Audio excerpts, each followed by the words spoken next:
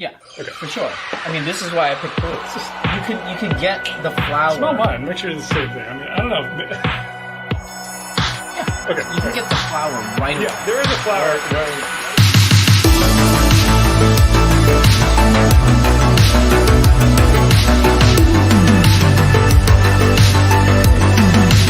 Get the flower.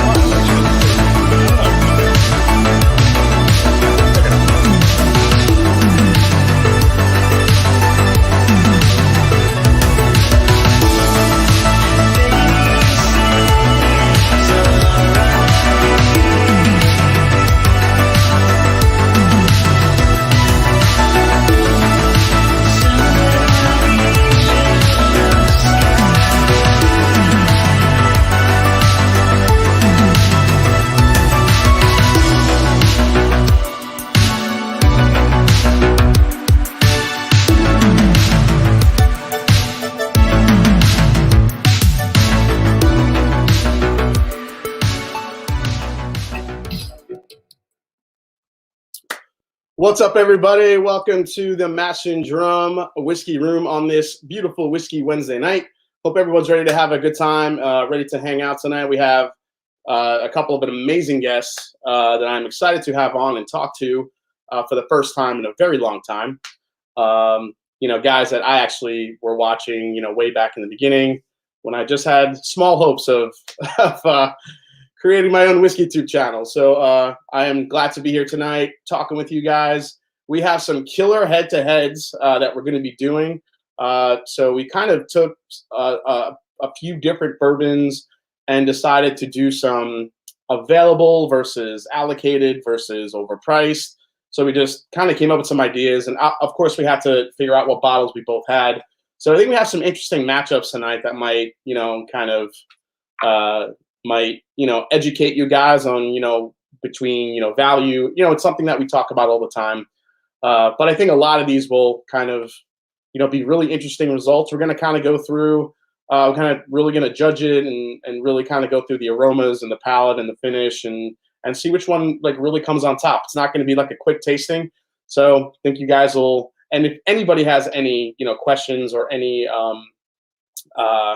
suggestions for head-to-heads, please throw in a super chat, throw in a head-to-head idea so we see it, and maybe we could squeeze in a couple more if myself and the guys from Curiosity Public, have those bottles. So we'll see how it goes. But just want to say hi to everybody in the chat tonight. I want to say hi to my drumliners. Thanks for joining the drumline, and definitely I want to see those emojis tonight in the chat. So thanks for coming in. Also want to say thanks to everyone that purchased one of the Rye 3 barrel picks. So Rye 3 was a barrel pick that we announced last week. Actually, yeah, last week. First, we gave them to our Patreons to order first. We had a cap of 90 bottles in the first, just to see how it would go. The first day we hit that cap. It was done like that. So then they pushed it to 120. A couple days later, we passed that cap. Then they pushed it to 150. We went past that cap, and then lo and behold, 160 something bottles later, we were sold out. So I can't say thank you enough for the support and you guys, your interest in the the barrel picks. So just amazing stuff, and thank you so much for all the support. I think it's whoever got one, you're gonna love it. If you're interested in more picks from myself and from Scott for my bourbon journey, then think about becoming a patron. We have a couple, we have definitely a good amount more coming down the pipeline that we have planned. So let me say hi real quick to some people here in the chat. Whiskey Central, what's up, Shayla? The Whalers here. How you doing, Shayla? Daniel Kirby. We are going to have a couple bottle giveaways tonight, so Kirby will be keeping track while we go through. I'll get into what those are in a little bit. But any super chat will get you in the running for one of 2 bottles tonight. But we'll get into what those exactly are. Bourbon Buddies, what's up? Edward Fulmer's here. Roger D. Chris Buzalencia. Tim Gorgeous, what's up, Tim Gorgeous? How you doing, buddy? Keith Schmidt, Zeb's Dead Babies here. Jeffrey Wack, Jay Armstrong, Mike Meyer, Nick A.G., what's up? Matt Jenkins. Aiden Craig is here, but he can't stay. See you next time, Aiden. Donald Rance is here. What's up, man? Whiskey Mountains, a.k.a. Adriana R. I mentioned her last week on the channel, guys. She has a brand new channel. Go check out Whiskey Mountains on YouTube. Give her a sub and check it out. Hey, speaking of the devil, Scott from My Bourbon Journeys here. What's up, Scotty? Nice to see you, Iceman. Scott Barnes is here. Dave Markowski. A lot of fans in here coming in. Wildlife and Whiskey. Terrence Scott. EBA 101 Boxing's here. Richie Z, of course. James SoCal. Ethan Freeman, and a bunch of more people coming. Brian Brennicky. The Brennickies. So before I bring my next guest on, I do want to, well, first I'm starting with a little Elmer T. Lee here, which isn't a bad place to start, I guess, right? So I'm going to have a little bit of that. And before I bring on my two guests tonight, I want to mention that these are two guys that I was watching, like I said before, I started my channel. You guys might have known them as the Bourbon Guild. There was quite a few more of them. Now they have three guys. They have Dylan, Jules, and then my other guest tonight. Hold on, what's happening in the chat? Yeah, we have some great guests. So so Dutch, Jules, and Dylan are make up the Curiosity Public live stream now, or the YouTube channel. So those guys are, putting out some great content. Again, they've been putting out great content for a long time. Like I said, I was watching them a long time ago. They kind of stopped making some content through the Bourbon Guild, and then now they're back with Curiosity Public. I got so many messages from all of you today saying, "Oh my God, I love to watch these guys." That's what happened to Dutch and the guys, and now they're back, and here they are. Everybody, welcome Dutch and Jules. Totally. What's up? Hey, what's up, Jason? What's up, guys? How we doing, man? All right, dude. Let me just say, though, hands down, I know I didn't do anything for the show. Yep. But we need a new editor because, dude, that was an awesome intro video you made for us. Better than anything we've ever put together, which is awesome. I'll actually say it because I know your channel came out. I think we were saying a month or two after the Bourbon Guild channel came out, and as soon as I started watching your videos, I'm like, oh crap, dude, this guy's so much better at everything, editing, every level, and knowledge. So. Yeah, but I think what made your guys' channel, so special was the the banter between all of you. You guys had such differing opinions, what you liked, what you didn't like, even the notes you guys were picking up. So I learned a lot, and then I think as people watched, it's kind of like anything else. As you watch different channels, your palette starts aligning with certain other channels, and you start trusting them and watching them more. So, for me, I think. I tend to lean more towards Dutch's palette a little bit, but just like I said, I always watch you guys. So tell us a little bit about the channel now and kind of how it's evolved from Bourbon Guild into what you're doing now at Curiosity Public. Yeah, it's been a weird. I think when we ended the old channel, there was no plans to ever do anything. And then Jules is like, "Hey, we got all this equipment, and we know how to produce videos. Why don't we do something?" So. It actually started out, here's some inside scoop since we're not on our own channel. It started out with the vision of being a very different channel than what it is right now, actually. We were going to do totally different stuff. We were going to do stuff with restaurants and No, man, you're not being really honest with the people, dude. This was supposed to be a children's toy channel. No. No joke, man. Because we were watching all the top YouTube stuff, and it's oh my God, all these toy reviews. And then we're looking at it, well, we both don't have kids yet at the time, and we're looking at it, so it might be too weird with all these creepsters doing some kid toy reviews. So, well, that was way back. But when we were gonna kind of do something new, we were initially thinking hey, let's just do something totally different, way bigger. Let's do more of a lifestyle channel. I didn't even want to do another review at that point. Yeah. But actually, it was lockdown that made us kind of reconsider, because we were doing a bunch of test footage, trying out a bunch of stuff, bringing other people in to be on panels and stuff like that. Yeah. And then lockdown happened, and we're like, okay, crap, we can't really do that. We can't do half the stuff we were thinking we were going to do. And it's well, what can we do? Well, we can do reviews, but we just didn't want to do reviews. And we're always complaining about spirits competition. So we're well, let's just start our own spirits competition. And we'll just take everything. We're doing, tequila, rum, scotch, Japanese whiskey, whatever it is. And we have, we came up with this crazy 100-point scoring system that we use, and we're just kind of seeing where it takes us. It's been awesome. It's been fun. Yeah, I love the scoring system you guys use, especially across the the three of you guys. You definitely take a deep dive into it. Yeah, or when people chiming in, stay curious. Yeah.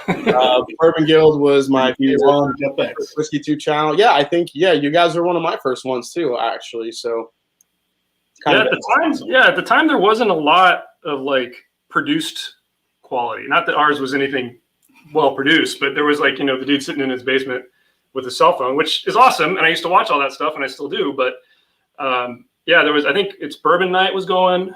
And I think that was kind of it. I mean, except for like you had Rex and Daniel. It's perfect. Yeah, they of course were always at the top. Yeah, I was watching Scotch Test Dummies too. Scotch from those guys. I was trying to learn about everything. Exactly. I mean, you guys do tequila, but I got to stay away from that shit because I had a very bad tequila experience in college, and I don't think if I even look at that stuff, I think everybody had that experience in college. So I always got one tequila story from back in the day, man. Definitely, yeah. Everybody does. Everybody. At least one. Yep. I'm kind of loving the mash and curious memes happening in the chat right now. It's kind of cool. Nice. Yeah. Everyone can start dropping those in the chat. # mash and curious. Love it. That's awesome. That is cool. Yeah, Mr. Whiskey Shits is saying that he's binge watched some old Bourbon Guild vids. So you guys left those up, correct? Yeah, when we decided to end it, it was just like it's a resource and it's it's fun content to watch. So why the heck not just leave it running? Yeah, it's there forever now on the internet. So when you guys set out to do the world's greatest spirits competition or whatever, how did you? Where did you even begin? You just wanted to start with just whatever you had, or did you have a specific goal in mind? Because that's a lot of spirits. It is, and I mean it's ridiculous to even kind of say it out loud that we want to just try to review everything. But why not? Why not start crazy? Right. There was no real rhyme or reason initially. I don't think. Yeah. We just wanted. Initially, we were trying things out to see, hey, does this scoring system even really make sense across different spirits? So that was like the first thing we tried. Right. So we were trying different litmus tests where we were trying to beat it up actually to see if it applied. And we actually even consulted with a few friends and stuff who are other spirit lovers, like in the tequila realm, in the rum realm, just to see if the categories we even laid out would apply. Yeah. Yeah. So, for sure. Yeah, the more we tried, the more we realized, hey, there's something here. Like it kind of works. If nothing else, it leads to good discussion, which is really, in my view, that's the only reason to have a scoring system for us is it leads to good discussion. Otherwise, we'd just be rambling and saying the same things. I think. Exactly. If none of you, so real quick, if none of you guys are subscribed to Curiosity Public, please do. You can search any of the mods can throw the link to their channel in the chat. It's one of those things where a lot of, like I said, a couple people literally messaged me like, oh, that's where these guys went. So maybe not everybody quite knows. So maybe we could get a little bit more exposure out there. Definitely subscribe to Curiosity Public if you guys haven't yet. They're putting out great content, and it's they just did an Old Forester drink through, a Remus drink through. They do other spirits, as we mentioned. But my favorite one was a very recent video. They just said I was talking about it with them before we went live, which was a $20 budget bourbon face off, total blind tasting. And Dylan just cracks me the hell up in that one. You guys got to watch that if anyone has not caught it. Dylan is he's so concise on what he picks, and he's so just direct. It's this, and this. Oh yeah. Well, I'll just save what happens. You guys need to watch it. Yeah, that's why he's not here. He's just he couldn't hack it tonight. He couldn't hack it tonight. He's too embarrassed. We were going up against you, Jason. He's hiding in a corner somewhere. Yeah. But that's why we do it, only because it's so much fun arguing. I know for me, I do not have a sophisticated palate like Dylan or Dutch for that matter. And but I love arguing against them. And the best part with Dylan though, it's it's literally like fist fighting the Atlantic Ocean. Just try to get a point in. So it's like, dude, whenever you do, and then he does listen, it's like, oh yeah, win. Jules plays it stupid, like he doesn't have a good palate, but he's full of it. I mean, off the show, he's picking out everything, man. He plays dumb. Why can't these guys add up their scores correctly? That is a problem. Well, hey, you know what? Alcohol and math do not go well together. I'm even using a calculator app. You know how many calculator apps I had to go through, man? I still can't get it right. So. Actually curious. Yeah, Sir Dylan, on the other hand, wouldn't drink no $20 bourbon. That's true. So, hey, that's a good question for you there. I see that one. Danny Carey or Neil Peart? Oh, my God. Well, I mean, if you ever listen to Danny Carey's interviews, he drew a lot of inspiration in the way he plays from Neil Peart. So, I mean, I like, I think overall, like Tool, their music is probably for a longer period of time stayed a little bit more consistent. I could get into, whereas Rush went through a lot of phases, which made them, interesting. They had the electronic phase, the power trio phase. They had the robe phase, and they were wearing robes every night. Oh yeah, I totally forgot. I forgot about that. Yeah, they also put out so much stuff. Then they went past that. They got into a more of a jazzy feel. Yes. I mean, that's what. So some people kind of geared towards away from them at points, but they were around so long, just freaking kicking ass that you could always go back and listen to a different type of Rush throughout the years. So for me, it's always going to be Neil, but Danny Carey is right up there. Yeah, he's impressive, man. He's impressive.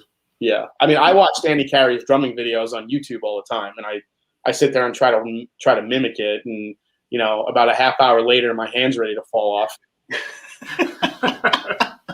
That's awesome. Martin McLeod, thanks for the super chat. Joseph Brazzers says, like Dutch, I can't nose for sheet, and like Jules, I don't care what anyone else thinks. Kindred spirits. Yeah, man. Cheers. I think we found a replacement for Dylan there. Oh yeah. Let me see here. Oh yeah. Hi, Maria. Yeah, I have a good friend in New York who's so my mom grew up with they were kind of like my second set of parents, and their son is actually a drummer for a cover band called Schism, which is it's a Tool cover band. And, watching him be able to play this stuff, it's incredible because, I mean, playing a couple Tool songs, 2 or 3 can get you tired. Playing a whole set and playing like a full concert, it's exhausting. Yeah. And he does it constantly, so it's pretty cool. Yeah, he's huge, man. Channels, cheers, thanks, man. Dana Carvey plays drums for Tool. Yes, as Garth. That's good. Yeah, that's he right. He does play the drums, though, right? Doesn't he? What's that? I think he actually does play the drums. He does play something. Yeah, like not professionally, but I think he actually does. Feelings about Mike Portnoy, Dream Theater. Yeah, another amazing drummer. Yeah, but I love Dream Theater. Dream Theater. I used to love him. Yeah, Dream Theater to me though. Like the big difference between Dream Theater and Rush, like, because if you listen to them, they're pretty, at first ear, they could seem similar a little bit. But, because they're always doing the different time signatures. The thing about Rush, though, is they did it a little bit more seamlessly, whereas Dream Theater did the time signatures a little bit more in your face. Yeah. You could kind of still tap your feet to the off time signatures that Rush is playing to, while Dream Theater, you get a little bit lost because they're switching back and forth so much. Yeah. It's just it's just for music nerds. I remember when I was in college, I got the John Petrucci VHS tape to learn as I was learning guitar. And I'm just like, man, this guy is nuts. And and the thing about Mike Portnoy is if like you hear him play, you must be like, that guy's must be exhausted. It's kind of like the same way Neil Peart was. Like you hear them play, and you're like, this guy must have 16 arms. Like, what the hell? But then you watch them play, and it looks so effortless the way they play. Yeah. And that's the most incredible thing to me about even Dana Carvey. Yeah, I saw Dream Theater when they did some tours, just them, and they did like a 2.5-hour show. And I was tired of standing in the audience. And I can't believe just how dead Mike Portnoy must have been at the end of that show, man. It's just insane. Yeah, I mean, I can't. I mean, I got to see him once, like live, and I was just like mesmerized. You can only. Same thing when I saw Neil Peart live for the first time. That was like back during the Counterparts tour. Nice. Oh, nice. Yeah. So that was like right before he lost his daughter and his wife. So that was like right before that. He had the big black DW kit with the gold hardware. Oh my God, I was entranced. The gold hardware. Yeah, you couldn't even mess with it. Yeah. Tantric Ninja saying Dana Carvey over Mike Portnoy. This Dana Carvey thing's gonna run, I think. Gonna become a mind of its own. I like to play. So you guys, when it comes to the so what's your ultimate goal with the spirits competition? Is it something like you wanted to kick off for 2021 and you're gonna name kind of at the end of the year, you're gonna pick kind of based off of all these scores and are you kind of keeping track of all this for the end of the year? How's that working? Yeah, I don't know if we're going to do it year by year. We probably will, because at the end of last year, we did do kind of like a recap. Yeah, and we had 2 kind of platinum. Only 2 things got higher than a 90. So we did that. And we'll probably do the same thing for 2021. We have like a master spreadsheet that Jules is supposed to improve on and put it on the web somewhere. But like he says, he doesn't do anything for the show. So. That's Jules with that can do attitude, or won't, man. Or should I say won't do attitude? Yeah, he just shows up to drink. He's just like, what am I? I'm not doing anything. Exactly. Yeah. But yeah, we want to, we do keep track of the scores, and we'll probably do something similar at the end of the year. Just kind of do, here are all the things that scored, platinum, and then here are some of our other, top picks, honorable mentions, things like that. So we'll see. I mean, because it's a big experiment for us too. We don't know how it's all going to shake out. We still haven't had a whiskey get above a 90. So I don't know. Maybe our scoring system is broken. I don't know. Actually, it's perfect. What am I saying? Exactly. You always got to go with it's perfect. It doesn't matter. Yeah. All right. So what we're going to do is, we picked, Dutch and I, we talked and we were kind of picking throughout some different bourbons that we wanted to compare. You guys are kind of heavy into scores, and basically what I wanted to do, and I was curious, no pun intended. Curiosity public. Yeah. That's I owe you guys like $20 now, right? So. That's like our running joke. Anytime somebody says curious in an episode, somebody else has to just say. So I was curious of whether you guys had put some of these bottles head to head and using your scoring system, how they would actually shake out. So I figured this would be a cool thing to do live with you guys. And hopefully we can get Jules to pitch off Dust a little bit. Pretty funny. Yeah. See how that goes, bro. All right, what do you want to start with, man? We'll kind of get our stuff cleaned up here a little bit. So we had let the chat vote. Yeah. So we got E.H. Taylor single barrel and Remus. I think we did. That's 4. Yeah. That's 4. So we have E.H. Taylor single barrel versus Remus repeal batch number 4. Elijah Craig Barrel Proof B520 versus Kentucky Owl 9.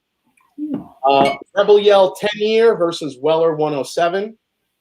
Elmer T. Lee versus Old Forester 1870, which I think is going to be really interesting. And then we have Smoke Wagon small batch versus E.H. Taylor small batch. Oh, yeah. So. Yeah, I was, I grabbed something thinking, instead of the Weller, if you want to go crazy and do this instead. Yeah, I don't have that, unfortunately. I'm not willing to pay $400 for that. Yeah, I'm not either. Luckily, that was I told you that Audible wouldn't work. I know. This guy. Oh man. Yeah. Old Rip 10 is one of those that, oh my God, I have I have stores that I deal with in New York that find me stuff, and no matter what I do, they will not sell me one of those for retail because there's always some idiot that walks in and buys it for $400 or $500. Yeah. Yeah, I think I got that one last year 2 years ago at a flash sale or something. So it was, it's one of those MSRP. Sure, I'll try for it, but I'm never going to pay more than that for it. Yeah, I'll buy it at MSRP, but that's as high as I'm going because I've had it before, and it's not worth more than a lot of stuff I could find on the shelf. Yeah, totally. Mash and Robe Phase, the Appice Brothers. What? The Appice Brothers? Appice Brothers? It's Jules' fault. He is always bringing balance, blah, blah, blah. That is what he says. Yeah. Blame Jules. Someone started stealing my line, though, man. Last few episodes. Dragging all day. Something about, okay. I blame Jules.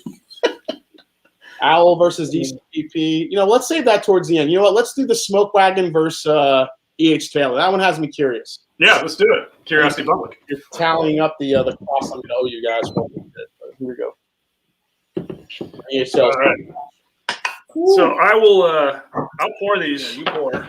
And I'll do them. Jules will just turn around, and then hopefully we can do these blind. Now look. Eric McFarland says the Bourbon Guild GTS. The Bourbon Guild GTS plus Woodford Batch Proof is one of my all-time favorite WhiskeyTube videos. Oh yeah. Yeah.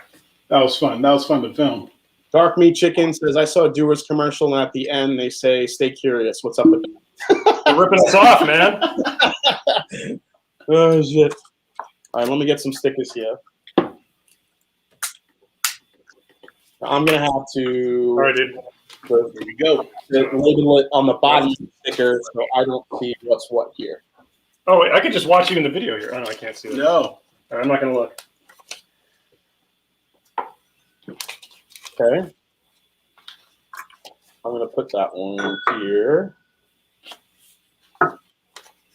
Then this one will be the Smoke Wagon. This is the most interesting part of the live stream. Well, while you guys are setting up, I'm gonna kind of tell everybody about the giveaway tonight. So, Right on. You good? so I have a couple bottles to be giving away tonight for you guys, for all the viewers. So anyone that has already put in a super chat, you're already entered. I have 2 bottles to be giving away. One is an Elijah Craig small batch store pick. That's number 1, and number 2 is a Smoke Wagon uncut, unfiltered. Ooh, nice. Nice. So is that one of the ones with the batch sticker on the back, or is it before that? Yes, this is batch 31, so I was able to get a backup of that one. It's probably one of the fruitier, the more fruit-forward Smoke Wagon uncut, unfiltered I've had, and I love it. So I figured I'd throw that one since I do have a backup of it. And so anyone that wants to get in on that, just throw in a super chat and you're entered. And then I might throw in a couple of other little fun samples in there for the winners. I've gotten some cool stuff recently that, if anybody wants to taste, I'll throw it in there for you. So, all right. So let me pour the small batch in here. Got my black Glencairns, which are freaking badass. I love them. I think I know. Off the nose. I'm going to go in confident on this one. Wow. You going in confident? He meant incompetent. In confidence. Yeah, incontinent? Predicting MGP for the win. Cheers, gents. Awesome. Nice. Roger D says, sign me up. You got it. Let's see. Hey, Moose is in the house. What's up, Moose? Rebel versus Weller. Yeah, we're definitely going to do that one. Yeah, that'll be a fun one. So a lot of people are already calling the Smoke Wagon for the win. So, well, same proof. yeah, we're looking at 100 proof. We're both looking at around the same age. The small batch, obviously, they're both blends. They're non-age stated. We don't really know how old the juice is in it. I mean, there's always kind of rumors that, well, Smoke Wagon pretty much tells you. It's they're pretty transparent with it. Yeah, he's got like a blend of years in it. I Yeah, don't remember what it specifically is. Yeah. We did do a drink through of the just the regular the straight bourbon, the small batch, and the uncut unfiltered, and they definitely. I mean, that uncut unfiltered is definitely a fun one to play around with. I mean, the different batches I've noticed some variability, but it's good. Is this Curiosity Public interviewing for? Signing you up, Jason. Cheers, Curious Mash. Let's go. What else we got? Send some Smoke Wagon my way. Love the Curiosity Public intro music. Yeah. Yeah, I like the go on the retro wave there. All right. So when you guys are scoring here, I know you guys do aroma, you do taste, and then finish. Am I missing anything? Yeah, it's just about 7 different categories. We have 10 categories. So that Jules is categories.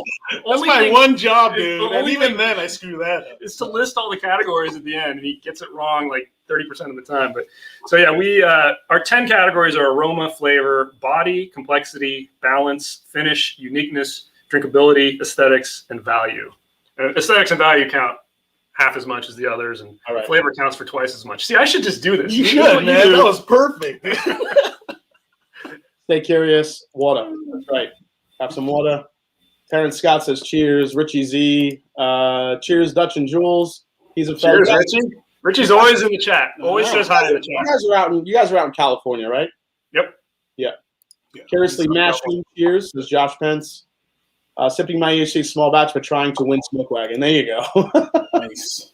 I'm in. Great content. Appreciate you guys. Awesome. Thanks for the support, guys, tonight. And hey, Dusty Dan's Whiskey Reviews in the house. I know he was a big fan of your channel as well. Everyone go check out Mr. Dusty. All right. So the thing is, when we usually go blind, we don't use our scoring system really. Yeah. I mean, we think about all that, obviously. Well, given there's 10 categories, maybe we could just keep it to kind of us here. The regular, nose and palate and What are you finish. guys talking about? You don't want to do a 10-hour stream tonight? Come on. I only got work in the morning. We'll do 10. We'll do an hour per category. It'd be great. There you go. Wow. All right, so my thoughts on the nose have completely flip-flopped when I tasted I was it. about to ask you, did it actually change? Because Yeah. I think it stayed the same for me. Really? Oh, I mean, I also should put it on the record that I'm not the biggest E.H. Taylor nut. I get that tannic hit. It doesn't sit right on my palate. I've found the single barrels to be a little better usually, but like the small batch and the uncut, I've always just got a little bit. The way that those tannins hit me, Yeah. I mean, I know everybody else loves them. Like you like it, and Dylan likes it, but for some reason, There is a touch of youthfulness to the small batch sometimes. Not in everyone, but you do get them, from time to time. Mm-hmm.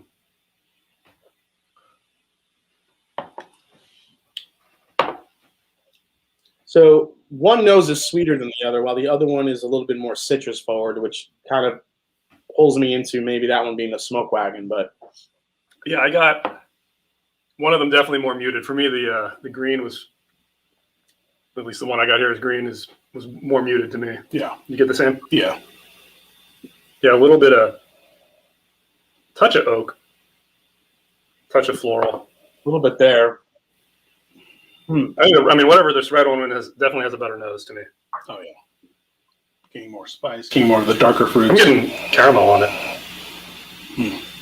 And then on the palate, it's just, it's kind of the same. I mean, I feel like Yeah, palate's the same. Yeah. I think these are closer than I thought they would be for me. Yeah. Really? Yeah, because I've never done these head to head. I have to say, so trying them side to side. Now I will say that this is a brand new. I just opened this E.H. Taylor bottle, so it could be Oh, so you got like just the neck pour right now. right now. That's why I'm trying to open it Yeah, up. these are actually almost at the exact same level. Oh, that's true. Yeah. Yeah. And they've been open probably They've been sitting a while. about the same amount of time. Yeah. Yeah, I definitely have a favorite. Do you? I think I have a favorite too. I have a favorite and a guess. But I want Jules to go first because he's just going to copy me otherwise. We'll wait for Jules because maybe he'll go against you. Yeah. I'm going to just. Yeah, I think Anyone who's just tuning in, we are putting we're doing a live head-to-head right now of Smoke Wagon small batch versus Colonel E.H. Taylor small batch from Buffalo Trace, and we're drinking them blind. We're gonna see what we like best here. All right, Jules, what's your favorite? I do have a favorite. I think it's going to be red. I prefer the red one as well. I think it's the Smoke Wagon. But so did I. Man, And I said that actually for the nose though already. So it stayed the same for me between those and then the taste. hey, the mash bill's in the house. What is up, Wags? What's up? Hey, that is Stanley Wagner Jr. from the mash bill. He's also a Cali guy. Nice. Yeah. Can you get Smoke Wagon in Ohio? No, I cannot get Smoke Wagon in Ohio. I have to, whenever I travel to New York, I get a bottle. So, because it's all over there. Yeah, it's actually hasn't been too hard to find here. I mean, it's Especially lately. yeah. Yeah. I think it's going to get harder though because I think word's getting out. People are going crazy for it. How do I get an alert to ping me when these guys finally get to Terry Bradshaw's bourbon? Oh my God! I hope we don't drink that again tonight. I don't know if you caught our review of that one, but that stuff was pretty horrible. I did, yes, and That's horrible. I gotta say I did get a sample of that, and I concur with your scoring. Okay, all right, good. Yeah, the celebrity stuff, man. It's. I think the Nick Offerman is the only. We haven't reviewed it yet, but I mean, I've had it. Offerman, the Rocks, Terramana. I think The Rocks tequila actually But was that's not tequila, but yeah. horrible. Better than Michael Jordan's tequila, which was just disgusting. Yeah. All right, I have a guess, and I think, Yeah, let's hear it. I So think my I, guess. I think I know which one I like better too. Yeah, I preferred this. We both preferred red. Yeah. And I we think both guessed thought the same. Yeah. I think Taylor's it's the smoke. green, I think it's the smoke red wagon. smoke wagon. Yeah. I like this one right here, my left side one, and I think it is. I also think it's Smoke Wagon. As Yeah, well. because I feel like I picked up that tannic thing on the green one that I associate with Taylor, but not only that, but it tastes a little thinner to me. I mean, I got a better mouthfeel with the red one, richer flavor. I totally got it on the nose almost instantly. Like there was a burn for me with the E.H. Taylor, and then it just carried through when I actually tasted it. So Yeah, and it was also what I'm thinking is the Smoke Wagon. I got way more of an interesting of a spice and a finish on it than E.H. Taylor, and then it actually also came off a little bit more viscous too. Yeah. Even though they're both the same proof, something about the Smoke Wagon just seemed a little bit had some more depth to it, a little bit more of a grip like on the palate, which I like. Do you know if the small batch is unfiltered also? Doesn't actually say. I imagine he would put it on here if it is, but somebody in chat will probably Google it faster than. Yeah, then we can find it. I want to say it is unfiltered. But if it is this, it kind of tastes like it to me. I don't know. Yeah, that's why I would think maybe it is. Yeah. All right. Should we see what we got? We got 423 in the chat. Thanks, guys, for hanging in. awesome. Definitely hit that like button if you haven't. Really appreciate it. Definitely show Curiosity Public some love here. Yeah, I appreciate it, guys. Thank you. And thank you, Jason, again for having us, man. Yeah, this was a long like when I don't know what it sparked. I was like sitting there. I'm like, oh, what can I do on Wednesday on my live stream? And I was like, and then your video popped up. I'm like, holy shit! How have we not collaborated yet? I want to get these guys on, and I was really happy you were able to come on this week because I was really excited to have you guys on. So yeah, dude, it's awesome. Cool. I mean, I will say too, like, I mean, you are such an awesome steward to the Whiskeytube community, man. It's fantastic. I think the one thing we've always been really crappy at is like anything beyond getting our videos onto YouTube is like too much for us because we're just stupid. So, social media in general, we're What horrible. is an Instagram? That is a direct quote that I did say at one point in my life. We are terrible.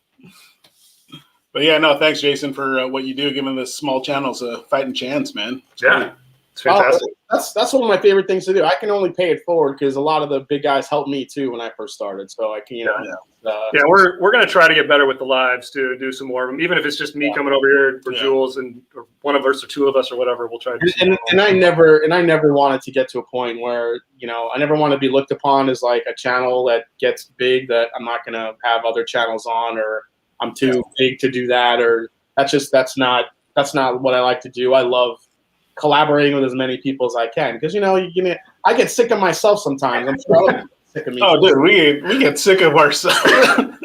Whenever we got to review these videos, it's like, oh man, again. So look at how DRUM's doing.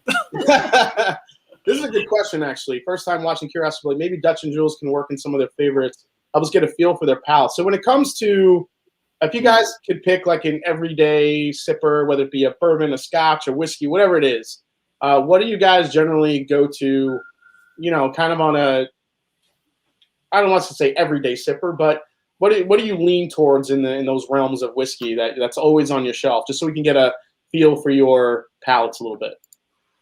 Well, one of the ones we're going to get to, which is Elmer T. Lee, has long been one of my, I've realized it's mostly just nostalgia. Like I've objectively reviewed it and I realized that it doesn't ever score very high for me, but I just love drinking it. It's one of those I can't, like, it's hard to wrap your head around because sometimes you have that emotional connection to a dram. So I've always loved that. So we're going to get to that today. Quite frankly, these days, and I don't know if you're the same, Jason, but because we're always opening things and we're always reviewing things, I rarely go back to the same thing. I'm almost always switching it up. Especially these days when we're kind of doing other kinds of spirits on top of that. But I kind of feel the same way. I mean, I do have I have bourbons that and whiskeys that if I'm looking at, and I'll get in the mood to have a rum or scotch. And there's a specific scotch brand I'm doing a review for soon that I keep drinking. You guys probably know who it is, Talisker. Yeah. Oh yeah. Absolutely love Talisker and some of the stuff.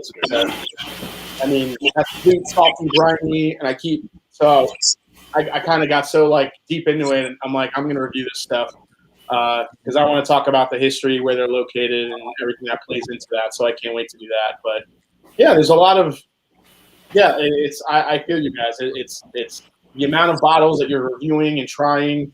You really have any kind of option of what you want to do. Like I keep some everyday sipper upstairs. If I had one truly everyday sipper, it would probably be mostly the Wild Turkey products. Nice.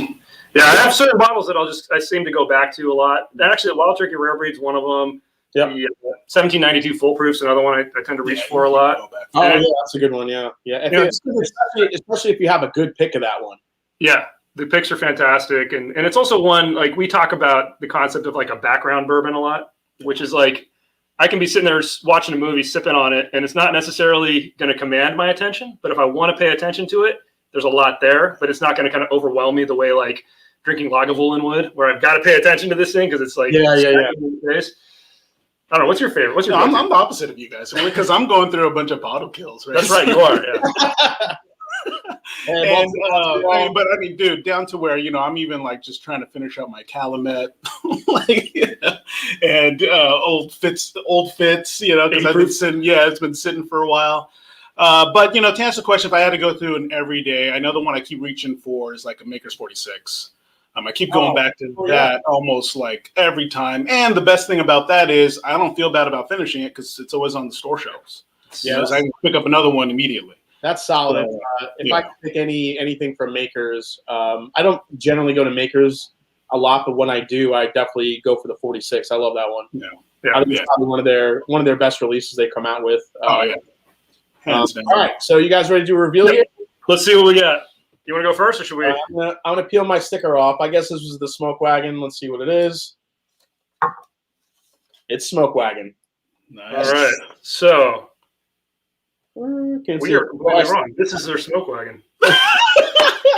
Of course. And this is the E.H. Taylor. Wow. No way. Yeah. So Dutch, you picked E.H. Taylor, and Jules, you picked the Smoke Wagon? No, we both picked E.H. Taylor. I think Jules. What? Wow. I think Jules screwed up. Yeah, we need to review the take. I'm gonna do a little quality control here. Make sure that our marking's right. We end up doing this every episode almost, dude. So. Wow. All right, so you guys picked E.H. Taylor, both of you. Oh yeah. Wow. I guess it wasn't tannic enough. No. You screwed. One of us screwed up. That's the red. A little course correction, folks. No, man. It isn't? It's the same. That's that, right? Yeah. That's wrong. No, E.H. Taylor. No, I poured Smoke Wagon. Oh. Okay, so we poured Smoke Wagon. There's no doubt. Okay, off to a good start. This is basically. I love it. This is pretty much how every show. This is getting the perfect preview of. This is why you're still going, Jason, and we're just getting started. Okay, so when we repoured, there's no doubt that is right, exactly what's in this glass, right? So that was this. Okay, so yeah, we are with you. I was gonna say, dude, that would be really weird because we were speaking the exact same language there. Okay. Okay. So once we course corrected, it is Smoke Wagon. Yes. So we all chose Smoke Wagon again. So Smoke Wagon is the winner. Smoke Wagon small batch versus the Colonel Taylor. And here's the Smoke Wagon small batch. Focus in there. Come on, Smoke Wagon's got a freaking kick-ass bottle game. Oh yeah, love their bottles. Yeah. All right. So that is number one is down. Nice. That was fun. What's next here? How about the old Weller 107 Rebel? Let's do it. Get into the weeders, huh? Let's get to the weeders. All right.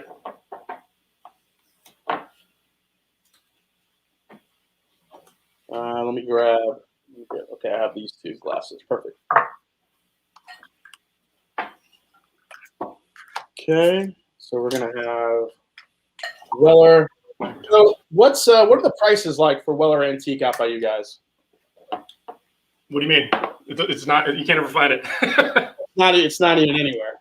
But if you do see it, what is kind of the general retail price of it? The last time I bought a bottle, I think it popped up on Bevmo. It's like a West Coast smaller West Coast chain.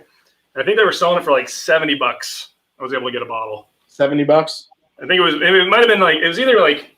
I take that back. You can find it. You'll find it at the mom and pop shops, but it's like $100. The secondary price, yeah, at the $100. Yeah, the only decent price I think was whenever Bevmo had it last. I think it was like it was either $59 or $69. I can't remember. Yeah, but it's at that price. If I didn't have a backup, I'd pick one up maybe.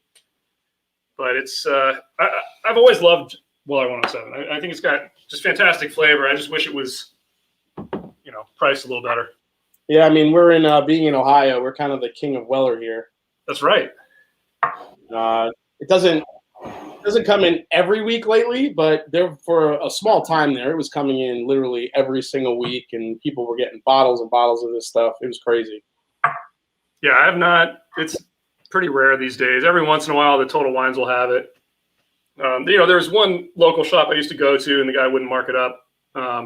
I mean, we get it for retail here, which is nice, about $50, which is great. That's awesome. That's awesome. Actually, I'll tell you what. The last time I was in Canada for a wedding, and the state-run liquor store. I guess they just got their shipment in, but I went into two of them and they had tons of it. So I picked up a couple extra bottles when I was in Canada last year or 2 years ago. Ohio equals Wellerland. There you go. Edward Fulmer, last time I bought Weller Antique in North Cal was $80. Really hard to come by. $80 is actually not bad. Yeah, that's not bad at all. The last thing I want to pay is $50 for Weller one. Oh, that's Dustin. Yeah, Dustin. So you're doing it right. Dustin has very high palates. These are mine. Yeah, these are yours. Okay. Tell them I really miss Beltramos. They used to ship to Washington. So guys, I don't know if you saw that. Joseph Rezo says, I really miss Beltramos. You know what that is? They shipped to Washington? No idea. No. Oh. All right, well, there you go. Sorry, Joseph. They don't know what you're talking.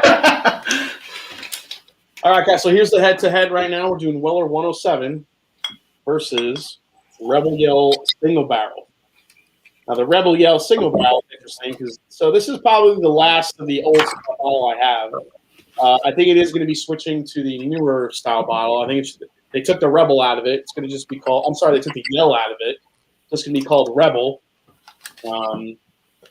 And not really sure if it's actually going to be switching to MGP juice. We'll see how it goes down the line. But it should be pretty interesting. Yeah, that's an interesting deal there with the acquisition. All right. Brian Brennicky. Oh, so the Brennickys are actually big fans of you guys. Brian and Tammy, they've watched you for a long time, so they want to pop in and say hi. Awesome. Oh, that's awesome. Thanks, guys. Let's see. Rebel Yell is going to crush the 107. Let's see. So I'm going to mix this up here. I think we might have to go to a different method because if we screwed this one up too, then it's going to be pretty pathetic. I'm banking on it. Now, I get the feeling that you just do this to mess with us sometimes too. All right. All right. Let's see what we got here. Oh, that smells like a Weller nose to me. Both of them have the weediness, which I love. Oh wow, the noses they're great. It's great on both, man. Oh, dude, they're. Rick Haskew coming in with a $25 super chat. Excited to see two of my go-to channels. Who needs Sir Dylan? Agreed. Completely agreed. I hope Dylan's not watching. I feel bad for that guy now. No, you shouldn't. Don't worry about it. Yeah, I wouldn't feel bad if he is watching. Where the hell is he? I hope he's watching. Yeah, where is he, man? I wish he would be here. Dude, I got no separation on the nose. I feel like the green one's a little bit more intense. And I'm wondering if that's the proof, because we got like seven proof points, right? Yeah.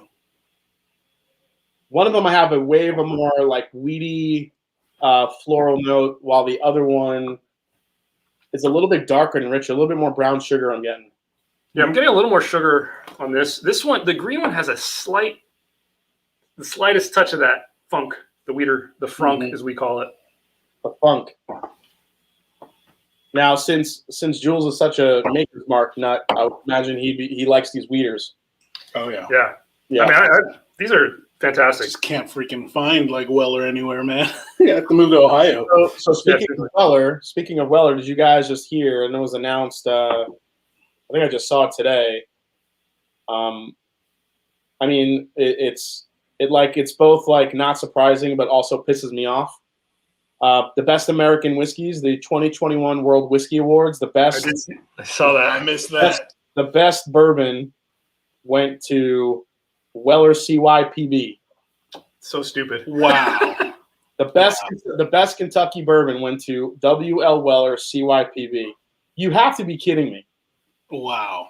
Average price they have them. Actually, they're honest with the pricing. Average price $840, MSRP $50. It's ridiculous. It's Screw ridiculous. that. That's actually the one that and the single barrel I've just never even seen. I mean, Yeah. And I'm never going to pay that much for it. So I tried the single barrel. I actually was a fan of it. I thought it was really good. It was very butterscotchy, at least the one that I had. I got a nice little sample of it, but it's nothing I would pay $840 for. For any of you guys who are interested in the other categories, best American flavored whiskey was Bird Dog Peanut Butter Whiskey. Let's see here. Peanut butter. Best American corn whiskey went to Iron Root Republic Hubris, which is well deserved. That stuff's delicious for corn whiskey. Best American blended malt, Virginia Highland Whiskey Port Cask Finish, which I've been talking about Virginia Distilling for a while. They're making great stuff.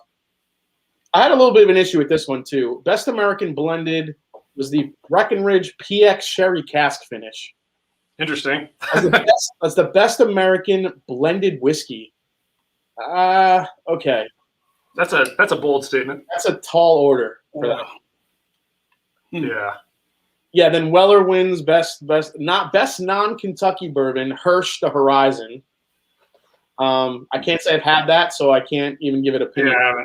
If it's anything like not the old Hirsch, but like the generation before this Horizon one, where that was horrible. I remember we tried that way back. And this might be the worst selections after CYPB. You ready for this one? Best American Rye. All right, American Rye. You're talking Kentucky Owl, Jack Daniel's Barrel Proof Rye, the Rare Breed Rye. So many damn good ryes. Oh man. Old Forester. Old Carter Rye. And then what is it? Redemption Plantation Rum Cask Finish. What? No, man. Rigged. Rigged. You not look. I'm gonna even show it. Wow. Oh, look. Oh, So do you see now why we wanted to start our own spirits competition? Oh my God. Wow. Unreal. Actually, best Kentucky single barrel bourbon went to Rebel. Oh wow. Oh, Look at that, Rebel 10. That's the new bottle. okay. I don't know if you guys have seen that yet. It's the new bottle label. I like the rebranding. Nice. I love the redesign. It's cool. It's badass. Sold. All right. April Fools. Totally, man. Yeah, Dusty Dan's already dying off of that one. Yeah, dude. I still haven't touched my sample CYPB that I won from Trev. So butter. here's a question for you about the Weller single barrel. So between that and like a foolproof pick, which I've only ever seen the foolproof picks. I think there are some non-picks that are out there, but Yeah. did you have? I mean, what's the difference basically, right? Like, what's the proof difference? It's not that much, is it? No, I believe the Weller single barrel is like 97 proof. It's some like weird proof, and then you have the full proof at 114. Okay. So, yeah, it's not a hell of a big difference. Or even like a 107 pick, right? Basically, yeah. I mean, if A you've little had, bit higher. I've had a couple of good 107 picks that beat the tail off of some of the Weller full proofs I've had. Oh, So nice. I think with all the different variation that they have now along the entire Weller lineup, No. I mean, I'd be curious to do a Curiosity Public. Oh yeah, I would be Curiosity Public to do a blind tasting of like that single barrel and CYPB and maybe Weller. I mean, I did a video with all of them, but the single barrel wasn't included at the time.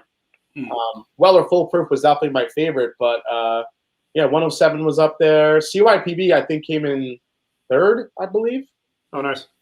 Yeah, we did we compared. We had a couple of barrel picks of Weller. We compared it just against the regular off-the-shelf one to see if we had anything. And actually, yeah, you and I picked one of the picks. Yeah. And Dylan actually picked the regular off-the-shelf one, which I thought was hilarious. So everyone's palate is their own, but those dudes in that competition are clueless. Yeah. I mean, the one saving grace is they picked Rebel 10, which is a great. Right. Yeah.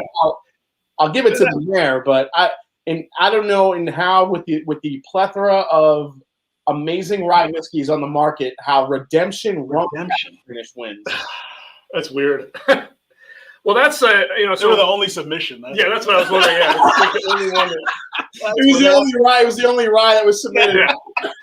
So that was one of the things that actually, when we were thinking about this whole crazy idea of like, should we just start our own spirits competition? It's the transparency, right? Like you get to see it, right? Like you never get to see us argue it. You see how we tally the score. Yeah. If we can do math right. I will say Weller Foolproof is definitely a step up above the entire line because not only is it foolproof, but it's also the only one in the lineup that's non-chill filtered. Right. So but there are some. Sometimes you'll get the 107 picks, right, that are non-chill filtered. Yeah. So sometimes the 107s can be the picks. All right. Wow, this is like a cherry bubblegum note on this one here. So we should also point out that Rebel Yell is single barrel. So obviously we're not drinking the same. Right. So I don't know, man. Maybe. Wow, this is so like strawberry to me tonight. That is so weird.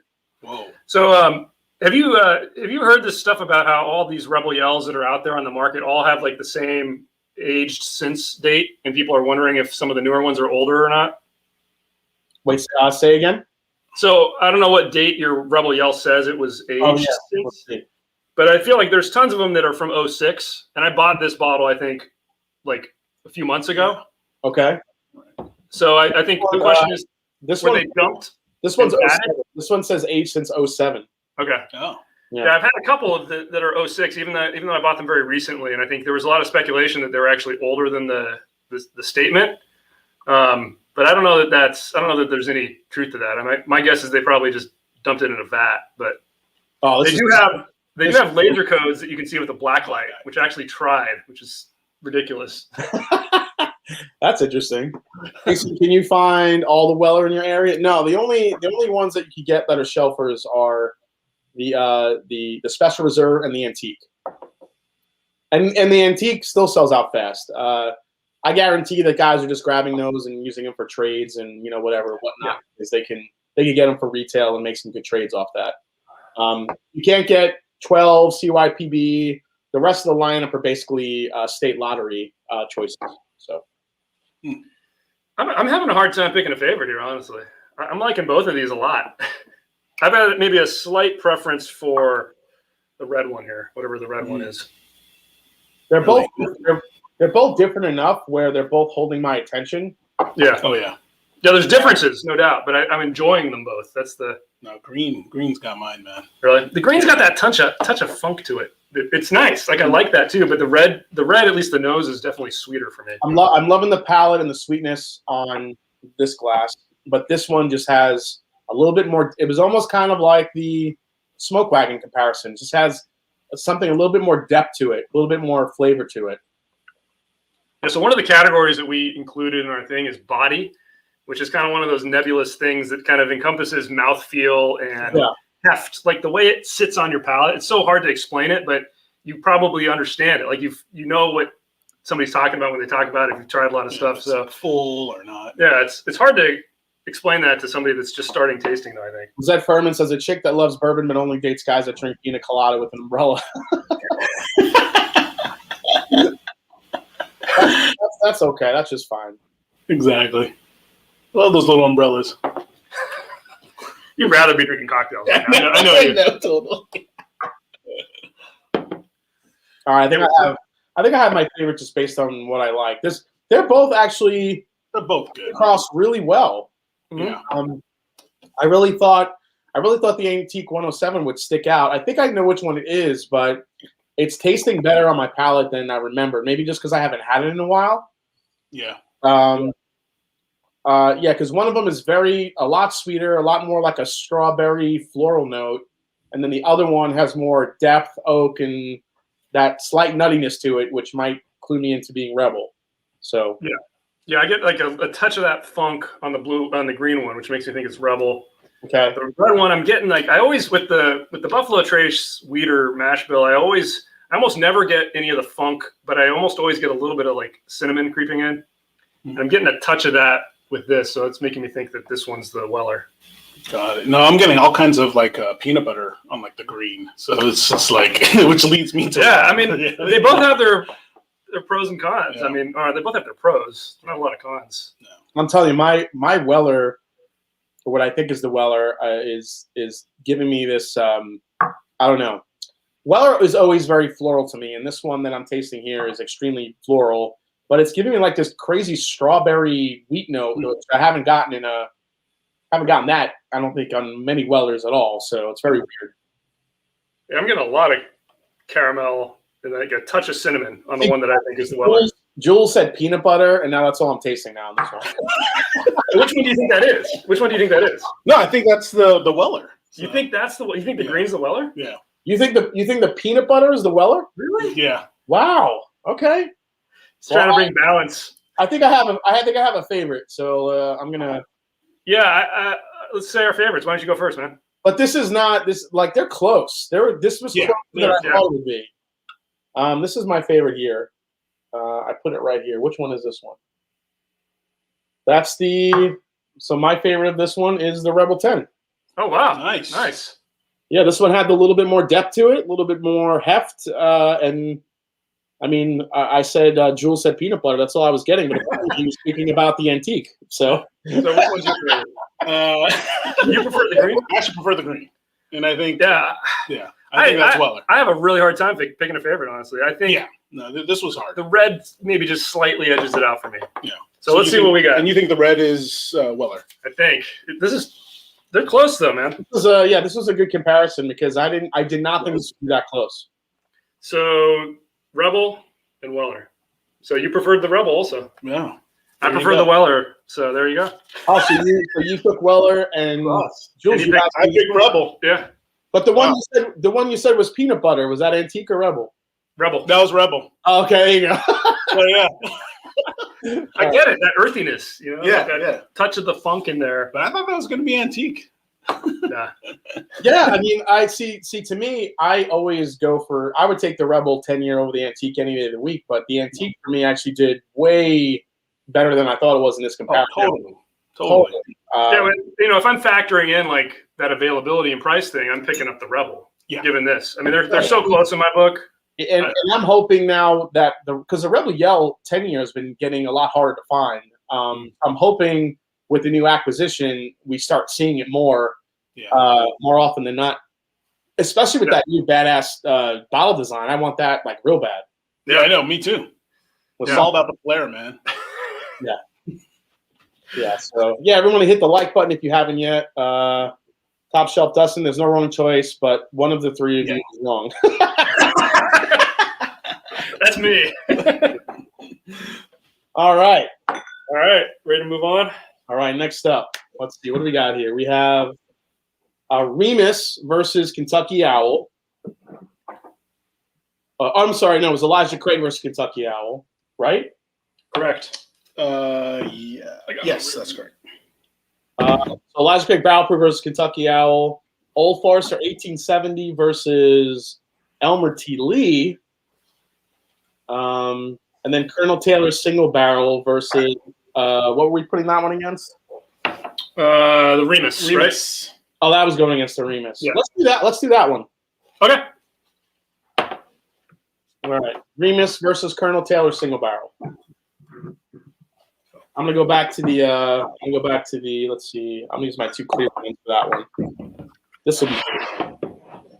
So again, we have another MGP entrant in the mix here. So I've talked about Remus a lot. I think that they obviously everybody knows they make fantastic whiskeys.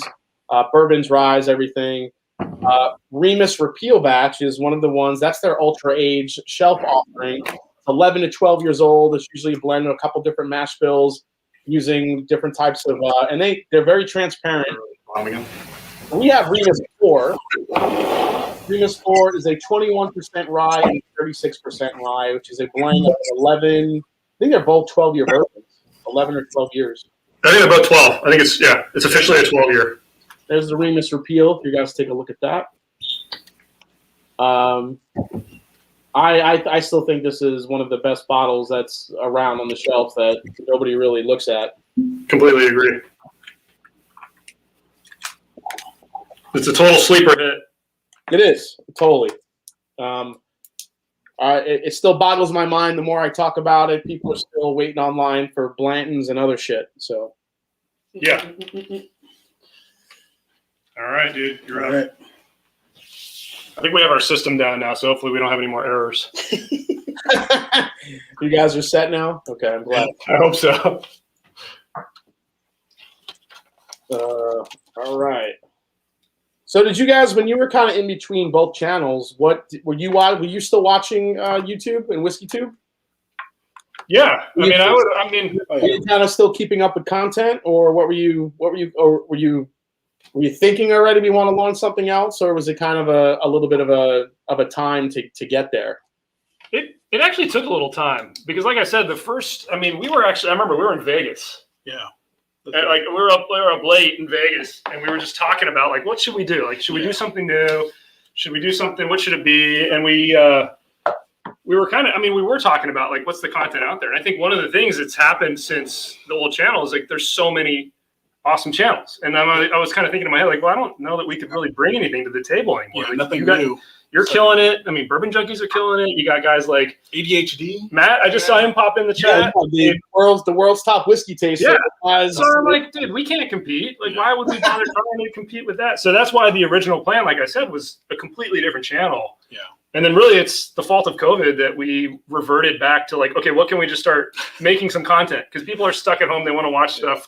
We felt like this is a great time to launch a channel. So we kind of just completely flipped the script and came back to doing the review stuff. Yeah, but again, I mean, yes, yeah, there's a lot of channels out there now. But I think, I think for what you guys do, listen, everybody has their own niche. They all have their own style, and you kind of have to, you can latch on to whoever you want to latch on. I think the beauty of you guys is like you have three of you that you have a really hilarious back and forth. You have, I always say like Dutch, like you're kind of you kind of try to keep everything on track, and oh yeah, you get everything. You show. I like how you show the bottle off to the side. You kind of keep everything in check.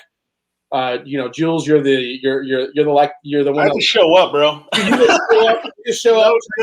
You show up, drink whiskey, and stir the pot. I just drink and have fun with these guys, You stir the pot, and then you have Dylan, who gets crazy intense and is hysterical with his reactions to everything. So you summed it up perfectly. That's exactly how it is. I mean, Dylan gets into stuff. He's got he wants to know everything about it. He wants to try everything. I try to be even keel. I guess that's my role. And then Jules, literally, he's like, I don't do any research. Why am I going to research this? I'm going to give you my gut reaction. I'm going to taste it and tell you what I like. And exactly. Yeah. Sometimes that's all you need. You always need somebody like that. He keeps us in check. So, before I do a review, before I do the review, generally I like to do the research after I taste it, because I don't want the research to sway me in this direction. Because sometimes bourbons, whether the good bourbon stories have really good stories, and sometimes I could sway you to how you maybe feel about it. I mean, whether you like it or not. Oh, totally. If you're tasting it beforehand, before you get all that information, you're just judging it based on what it is. Then that's when you get kind of the most honest opinion about it. Yeah, it totally biases you. And I mean, we even I've been kind of thinking about this in my head too. Is I don't know that we want to do, at least for the spirits competition side. Do we want to reach out to the distillers and talk to them? Because we've met some of them in the past, on the old channel and stuff, and it does skew you a little bit. Here's somebody I've met and I'm tasting their product. It makes it that much harder to kind of lay it out if you really don't like it. So there's that aspect of that, that emotional connection, and it's hard to remove it completely. So But I do love like how like Dylan like nerds out on it. Actually, I like how you nerd out on distilling, Jason. Actually, a lot. That's where I learned a lot of this stuff. Actually, Yeah, I saw that. It's like it's so cool though. Last week when we talked to Alan Bishop over at Spirits of French, that dude is an absolute distilling master. I mean, that guy. You could probably give him like 4 pieces of, like you have like the guys that smoke weed and they could turn anything into a bong. He could probably turn anything into a still. Yeah. Wow. Yeah. Totally. Yeah. Yeah. No, that was a great line, man. That was good. Unit Poke. When is the entries closed for the giveaway? We're gonna keep going until we're done with the last blind.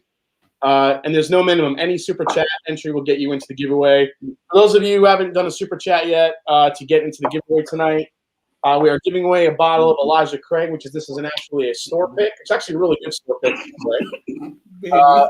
And I'm also giving away a coveted, one of my favorite bottles of Smoke Wagon Uncut Unfiltered, which is batch 31. You kind of do your research. It's fruity. It's really good. So those are the 2 giveaways tonight. And I know Daniel Kerber in the chat's keeping track of the names, so keep them coming, guys. Yeah, great content from all. That's what it's all about. I mean, I don't think there's any shortage of content. Everybody has, has their own style. I mean, I would agree that if someone watches me and they're not really confused about all the history and they just want me to shut up and tell me about the whiskey, like I get that. No. Yeah. And then there's guys that are a little bit more entertaining, back and forth, like you guys. So, and then you have the third component, which is lining up your palate. If you watch somebody that tends to like the same stuff that you like, right, then you're going to probably watch them more. Yeah, that's a great thing. I mean, there's just so much awesome content out there now. There is. There's a lot of great collaborating going on. Like I'm going to be on ADHD's Whiskey's channel, Friday. I mean, it's awesome. It's going to be good. Yeah, that'll be a good one. All right, here we go. I'm kind of surprised how similar I found the nose. Yeah, I'm right with you, actually. It's exactly the same. I was like, did we screw up again? But the palate, I can tell. I mean, the palate is different, but the nose is surprisingly similar. That's really funny. Edward Fulmer, how can you find the batch numbers of Uncut? Yeah, they don't have them now, but I have the. I don't know when they stopped, but here, my bottle has a batch number right back here. I'll show it to you. And, I got one that has a batch number and one that doesn't. Yep, me too. So I think the first one I have might have been one of the last batches without it, and then I've got one. I think it's like 41 or 42. Yep. And they are different. Like they definitely have different notes. What's the score? So far, the first matchup, Smoke Wagon Small Batch took out Colonel Taylor Small Batch. In the second matchup, Rebel Yell 10 took out Weller Antique. So that was a split decision. That was a split decision, though. Well, it was 2 to 1. It was 2 to 1 on that one. Yeah, but it was close. It was close. Jonathan Mason, any update on the live stream with Bo Garrett? Oh yes, we're just waiting on Campari to give us the go, but that's something that's in the works.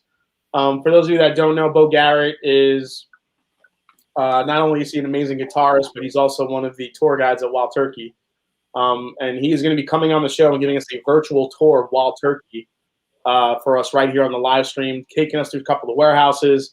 We're just trying to shore up exactly what the location would be, where he gets to go, and how that's going to work on the live stream. So once we kind of shore up those details, I think that's going to be an amazing stream. So I'm really that's going to be cool. That's awesome. Yeah, I can't wait. That was one of the first distilleries I ever went to. Right. Yeah. Before they had their brand new visitor center. I went back there a year ago and I was like, this looks completely different. I didn't even recognize it. I want to call out my buddy Chris here. Chris Luddig is keeping the Weekly Thunder back to drinking and inking F Your Train. He is actually F Your Train. He is working. He's an illustrator, and he's actually drawing out an epic F Your Train T-shirt. Nice. It's coming. It's coming soon, guys. It's going to be. Oh yeah, I think you mentioned that on your stream. Yeah. It's going to be pretty epic. I already saw the preliminary sketch where you kind of tweak some things. Holy crap! I cannot wait. So nice. That's coming. All right. So I agree with you, man. These noses are a little bit too similar for my liking. Yeah. I'm having a hard time on the palate picking a favorite. Yeah. Well, let me go on the palate here. Let's see. And so I said this when we did the small batch that I'm not the biggest fan of the E.H. Taylor flavor profile. And I know that's like sacrilege in the bourbon community, but this is the one. When I go to E.H. Taylor, I do go for the single barrel. Yeah, I would agree. I've always preferred the flavor profile of it. I don't think it's the best whiskey in the world, like somebody proclaimed last year. Yeah, exactly. But it's a damn good solid bourbon. Unfortunately, like most things Buffalo Trace, it's really hard to find, especially retail. I think I have a winner though. Man, it's really tough, dude. This one's really hard. This is the first head scratcher. The other two really close, pretty spot on. This is a head scratcher though. I love both y'all's channels for the money. There are some great Remus barrel picks out there. I like some better than Remus Repeal. Yeah, the Remus barrel picks that have been dropping have been really epic. I feel you give the most honest opinion of good and value for all the whiskey tubers I watch. Also look curious because they seem more like just regular guys drinking whiskey, no pretense. Exactly. And that's what it's about. You could have, there's snobbery, there's non-snobbery, there's a whole plethora of people you could watch to either like or give the middle finger to. It's great. Yeah. And I'll tell you, I mean, any of our snobbery that we kind of exude is usually just Dylan for fun, and it's Dylan. Yeah. Dylan. We're just gonna keep throwing him under the bus tonight. You didn't show up, man. I'm telling you guys, you have to watch the $20 thing and watch Dylan when they start guessing what they're tasting, and then his reaction once the reveal. It's amazing. You guys have to. After this live stream is done, go there and check it out because there's going to be a part 2 of that episode, which Dutch and Jules have filled me in a little bit, and it's going to be amazing. So. Yeah, we do have a poll running on our community page, and basically what we said is whatever the number 1 and number 2 are, we'll do them head to head to have a definitive winner. Since we, I won't reveal too much. Yeah, everybody's got to go watch it. But all right. Oh, I see Anuj in there. He was hanging out in our last live stream. What's up? I got to be better looking at the comments. I still like Fred Minnick. So a lot of people thought Fred Minnick can come off as a snob. I mean, he's got the ascot and stuff, but been lucky enough to have him on the channel. I've been on his, and when you talk to him, he is not a snob. He's one of the coolest dudes ever. So, and you guys, if you guys saw the live streams, you learned that. He's a really cool dude, man. Yeah. Yeah, I think him going on YouTube actually. I think opened it up, man. Yeah, because I think a lot of people had that opinion of him because we never really got to hear him just riff for an hour. I told him the exact same thing. I'm like, whether you like it or not, dude, you're a whiskey tuber now. So, and when he was on my channel, he kind of opened up about some of the issues he had, following being, serving and serving in the war, and he went through a lot after, which actually helped him get into bourbon. I think opening up about that and kind of talking about the issues he had and kind of that mental illness really kind of, just opened him up to, a whole nother set of audience who maybe came out thinking that he was a little bit pretentious and, he wears an ascot and all that stuff. And I told him that too. I said, listen, I'm like, for you to talk about that was a big deal. I got more messages about that after that live stream than everyone said, oh, it was a great live stream, but I got more messages about people saying, like, when he talked about that, it opened up. It humanized him in a way that I don't think he expected. So it was great. Let's see here. Oh, check up there. I think they froze. Super chat. Oh, there it is. Unifolk. Please do a head-to-head of ECBP H121 and Larceny A121. I don't think we have both of those collectively.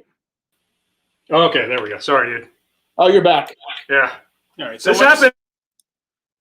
Oh, and they're frozen again.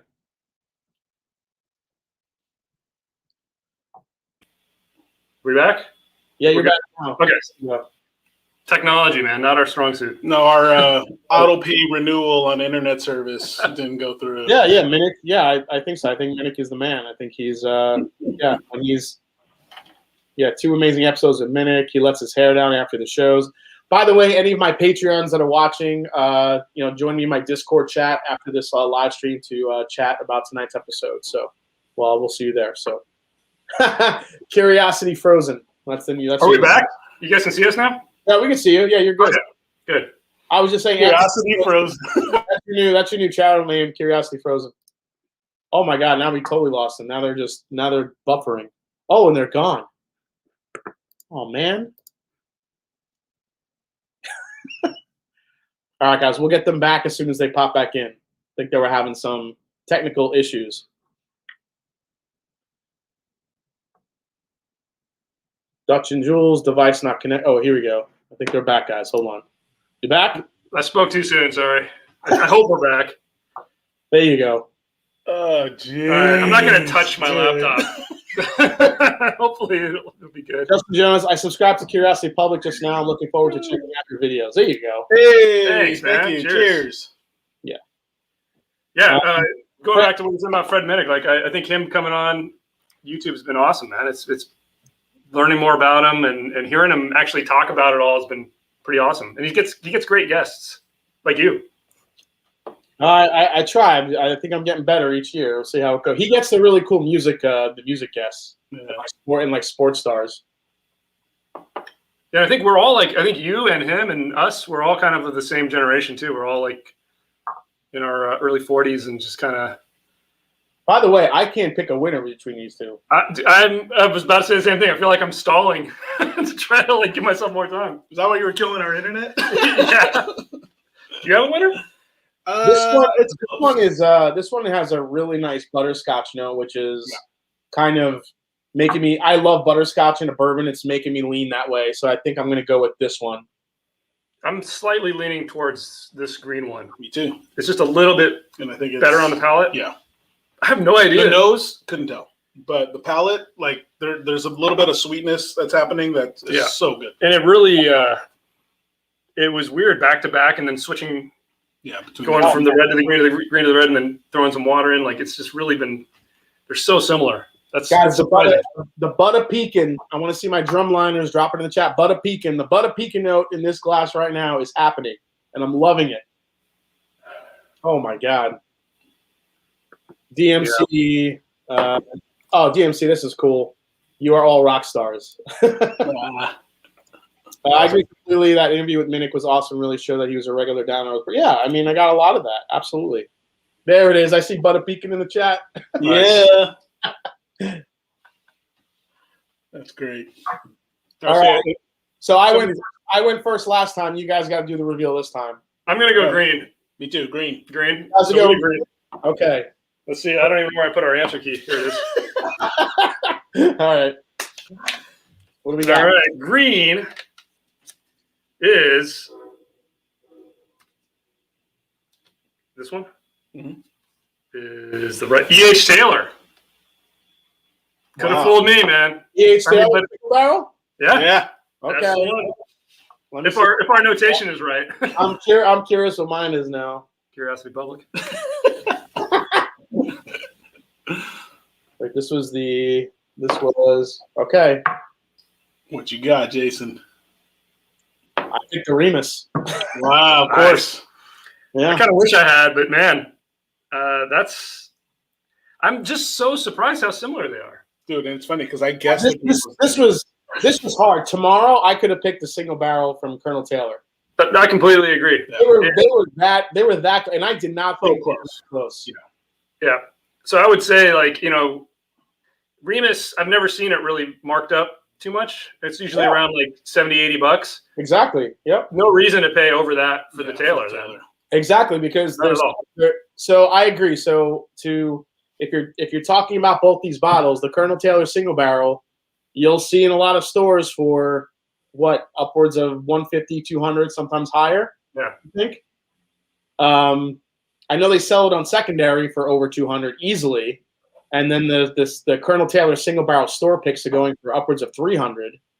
And then I mean, this is like that close to it. For me, it was a little bit a tick better.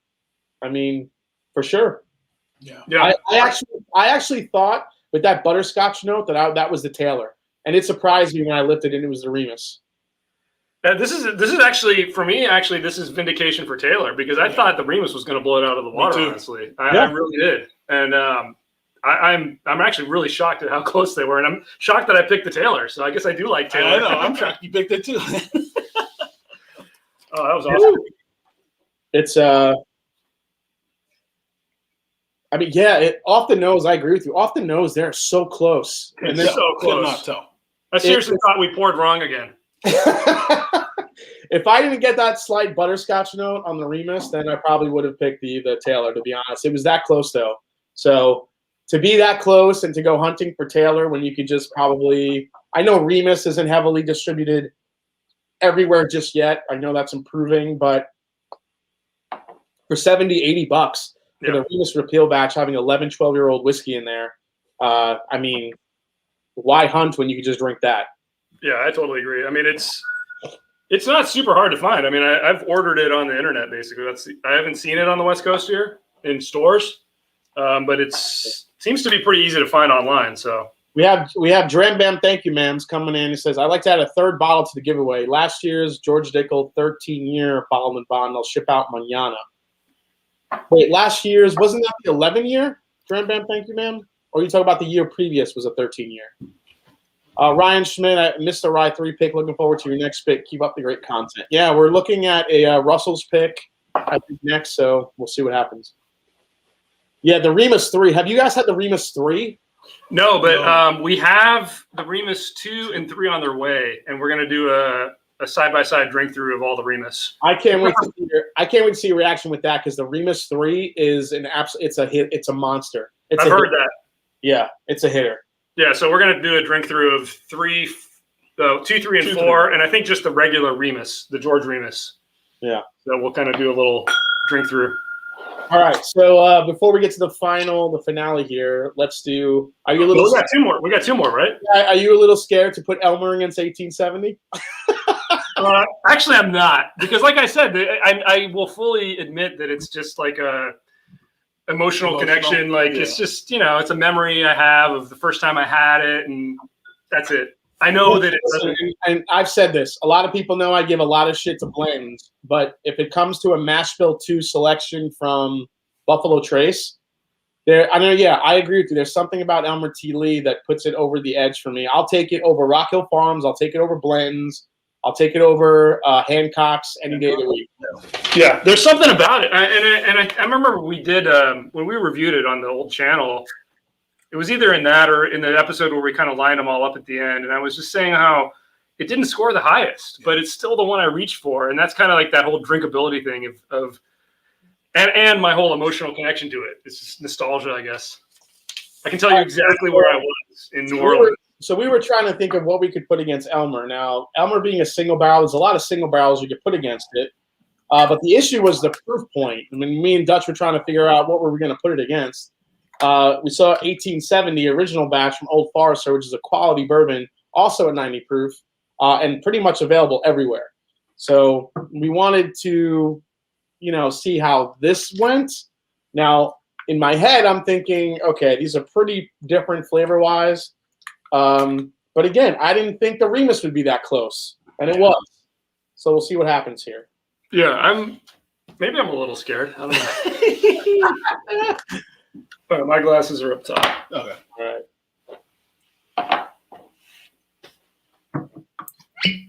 right, where's my Elmer? There's my Elmer. Elmer's one of those bottles where I haven't been able to find a backup of this in a long time. It's just one of those that I never see it anymore. And it's impossible. It's become a lottery item here in Ohio, and I think I'm like 0 for 17 in lotteries in Ohio. Haven't won one yet, so that's me in Cali, Jason. Yeah. So Elmer T. Lee is priced too high for me. 150. 150 is definitely too high for it. We have a question from A. Zavala. Dutch and Jules, what happened to young lady who was y'all in the early videos? Oh yeah, so we had a couple of them, and that was again like that was actually part of our test footage for kind of the original vision of the channel. I'm trying not to look at Jules here. Sorry, it's gonna be weird. These labels up. But we actually have plans to film with them again because we love the whole thing. They're coming back. They're coming back once everybody gets vaccinated and things are a little bit safer. We don't want to like lock everybody in the studio here and breathe the same air. But yeah, they're around, and we got content planned. It's kind of fun because our whole concept with that originally was like, well, what do millennials drink, and what do us like Gen Xers drink? Yeah. And like, how far apart are we really? That was the original idea with that, and we definitely want to do more stuff like that. Like we have tons of stuff planned. So Remus 3 is a definite go buy if you're 80. Hell yeah, buy a couple of them. I would say the same about the 4. I mean, I haven't had the 3, but I think good, the 4 for $80 is a fantastic bourbon. Whiskey Wars, Master Drum and Curiosity, probably trying to get into Scotch. I've tried Monkey Shoulder, wasn't a fan. Suggestions. I always say there's 2 of them I always pick for bourbon drinkers to get into Scotch. One is Bunnahabhain 12, and the other one is the Glenfiddich 14 Bourbon Barrel Reserve. Those 2 are my top picks always for bourbon drinkers that want to try a Scotch. I'd say the Aberlour Abuna. That one, because it just, man, it hits a lot of the same bourbon notes. And then if you like the sweeter stuff, I recommend people try some of the Glendronach stuff because, man. Oh, Glendronach for sure. Glendronach. I love that. Even the 12 is a really nice Scotch. Yeah, totally. Aberlour Abuna, I think, is great, especially for a seasoned bourbon drinker who likes a high proof. Exactly. Yeah, you got to be into the higher proof stuff. But yeah, if you like higher proof bourbon and you try that, you'll be like, wow, this is it's different, but you get a lot of the same notes. It's interesting. And one other one I would pick is actually Compass Box Spice Tree. Not the extravaganza, but just the regular Spice Tree, because it's if you like a spicier whiskey, like something with like a high rye content, then I think like the Spice Tree gives you that. It doesn't finish the finish just doesn't just go away on it. It kind of lingers with some nice spice to it. But I ventured down more of the peaty side of things now, so it's like even hard for me to go back to some of those, like between Octomore, Springbank, some of those that I've had. Now the Talisker that I'm absolutely loving. Nice. So do you have a go-to for your favorite Scotch? Like what you're into the most? It's always been Bunnahabhain 12. I mean, I love the Bunnahabhain flavor profile. That's just me personally. I absolutely love it. I love the mix of sherry and bourbon casks. I love that combination. But I've been going to Talisker a lot, especially like the Dark Storm. I have a couple of 18s that I absolutely love. That stuff is unreal. So yeah, those are some great bourbons to check out. But I'm sorry, Scotch. Yeah, but some of the ones we just mentioned, those Scotches, I think are great options for anyone if they're trying to get into Scotch. Yeah. Oh, and also another one is the Glenmorangie 14-year Quinta Reuben. Yes, that's a good one. I mean, a lot of those. It's a non-chill filtered 14-year Scotch that's about 46% ABV. So it's got good viscosity to it. It's a little bit on the sweeter side with the port finish, so you're not just getting blasted with barley, and it's a good price. It's like $50, $55, $60, which is a great price for a 14-year Scotch. Totally. Did you happen to try the Cadbull, the 15-year? No, I can't say I had that one. Yeah, that one was interesting because it was all bourbon barrel. Yeah. And 15-year-old barley that they grew on their estate, and man, it's out there. It's sweet. It's like champagne. It's like a dessert. Really different. It's so amazing. I can see that. Not anything like a bourbon, so I wouldn't necessarily suggest it for bourbon drinkers. But like if you're into kind of the Speyside, lighter, fruitier scotches, I really have enjoyed that. Talisker. I'm sorry, Talisker Storm. Yeah, the Talisker Dark Storm is a travel exclusive. The Talisker Storm, which is available regularly, is really good. Oh man! All right. The noses are definitely different here. Oh yeah, noses are definitely different. I think I can tell on the nose, but my nose is not that good. So. Ooh, that one was pretty fruity. But I kind of feel like already the Old Forester's overperforming. Exactly, right? It's actually not that far apart, which is a little scary.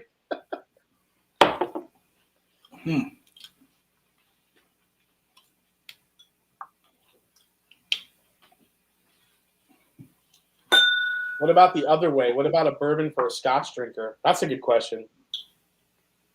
I mean, it really depends on what, because the flavor profile, the flavor spectrum among Scotches is so different. It is. It's almost like if you're into like Isla, like heavily peated, smoky stuff.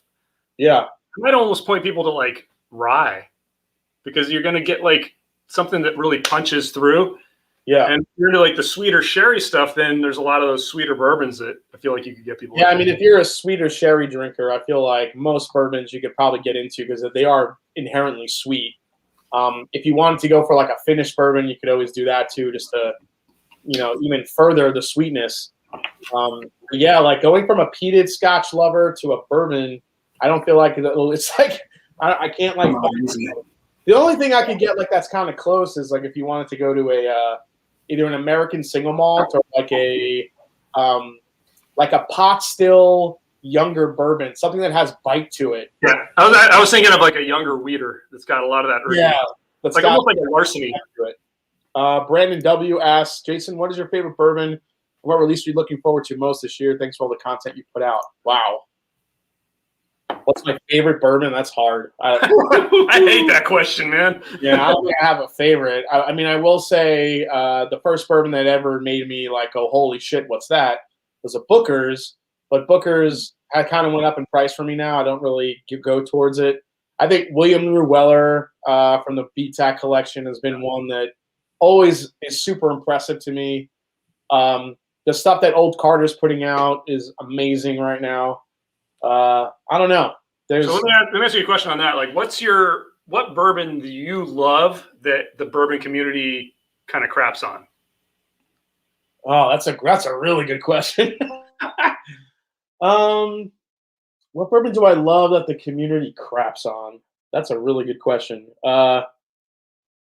Probably. God, I'm looking around here. I'm trying to like think about like my comments of like what people have. Oh, that stuff is shit. What are you talking about? What's that, dude? So the Wi-Fi's out? Oh, we're back. Sorry. Oh, you're back. Okay, sorry, man. Sorry, dude. Did you answer the question? I don't know. No, I'm still looking around my room, like trying to figure it out. That's a hard one, man. You can think about it for a while. I don't know. Yeah, let me think about that one because I'm trying to think of what I like that people don't like. I've gotten a lot of comments against some of the like the Jack Daniels, some of the finished stuff that I've reviewed. There's a lot of people. There's a contingency of people out there that do not like finished bourbons at all. Yeah. So I think like when I gave so much love to the Bardstown Chateau de Labade, got a lot of people saying, "Oh, that's not a bourbon at all. That's just a finished whiskey. They shouldn't be calling it bourbon." I think finished whiskeys, finished bourbons are still very polarizing for whatever reason. Yeah. When it comes to, and actually some of the Texas whiskeys that I've loved, like stuff from Iron Root. A lot of people, some of that stuff can be definitely off-putting, and it's definitely a different flavor profile than Kentucky bourbon. But there are some stuff from Iron Root and stuff from Balcones that I absolutely love. That's really different from what people are used to. And when I say I love that stuff, some people are like, "Whoa, like really? That stuff is really funky and different. Like, why would you love that?" So I think then you head out west. You got stuff like Stranahan's, Woodinville, some of those bourbon brands that I think are very different, off Kentucky profile, that I think are really good. It's like I don't really have a, when people say like, how do you like so many of these? I kind of have a, unless like you're making really nasty shit that's just not interesting. Like that's why I give I hate to keep bringing it up, but I give Blanton's a lot of shit. But again, Blanton's is a single barrel, and I've had Blanton's that have been really, really good, really sweet, really delicious, and then I've had a lot that are just flat and oaky and a mess. Totally. So it just depends. But I think between the finished whiskeys and the Texas whiskeys, those are kind of the ones that I'll get the most, maybe not so much flack, but people questioning my thought process. Right. Yeah. Well, I mean, we get crap every time we review a tequila, so it's like, I mean, even from you, I bet, but like, yeah. Yeah, that's interesting. Like, the non-Kentucky stuff is definitely an interesting realm.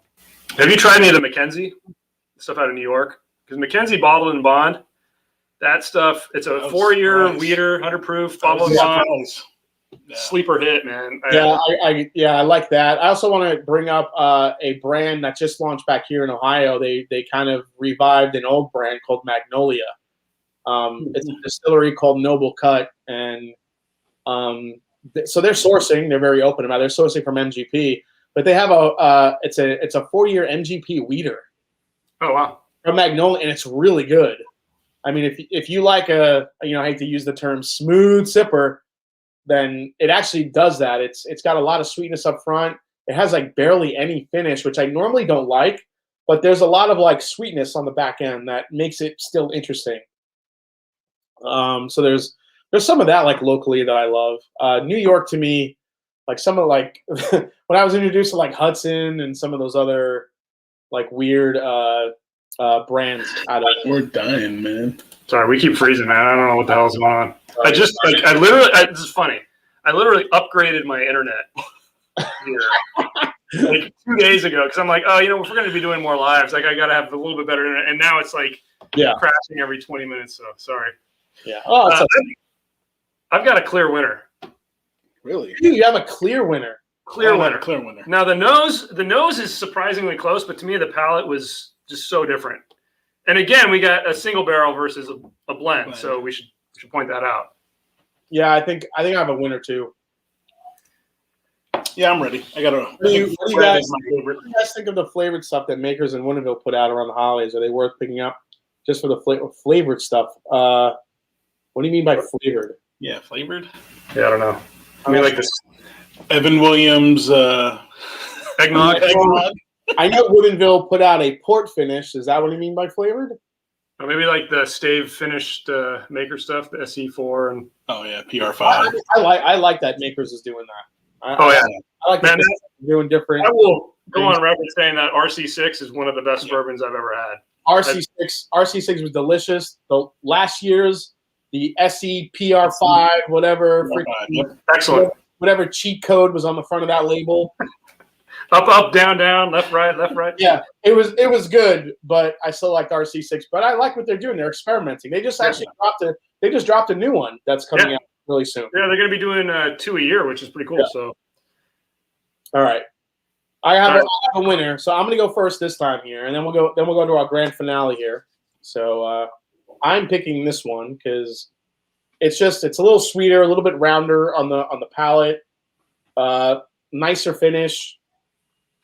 And this one is kind of no surprise here, the Elmer. Yeah, I'm going with whatever red is. Me too, red. I think it's Elmer. Elmer takes it. Yeah, it's more well-rounded. The palate is just completely different to me. It's sweeter, it's richer, it's got that hit of caramel. I don't know about completely different, but I don't know. It's really stands out. Let's see what we got. Thanks, Rob. That's what we shoot for, bud. Just honest opinion and trying to keep it real. Have you tried anything from Crown Noble Collection? I have. It's not terrible. What do you got there? I can't see. Yeah, we can't. This is we picked this. The red is Elmer. Yeah, so that's hands down. So Elmer took that easily, I think. Yeah, for me. It's luckily, like I was able to get a few backups of this, like maybe 2 years ago. We went to a Total Wine, Las Vegas. Yeah, it was in Vegas. Total Wine had this big whiskey event, and if you got there early, you could buy a bunch of their limited stuff. And we didn't know that there was no limit on what you could buy. So I just randomly added 4 Elmer to my cart and hit checkout, and I got them. I was like, "Holy crap! I've got Elmer." Are you serious? That's awesome, dude.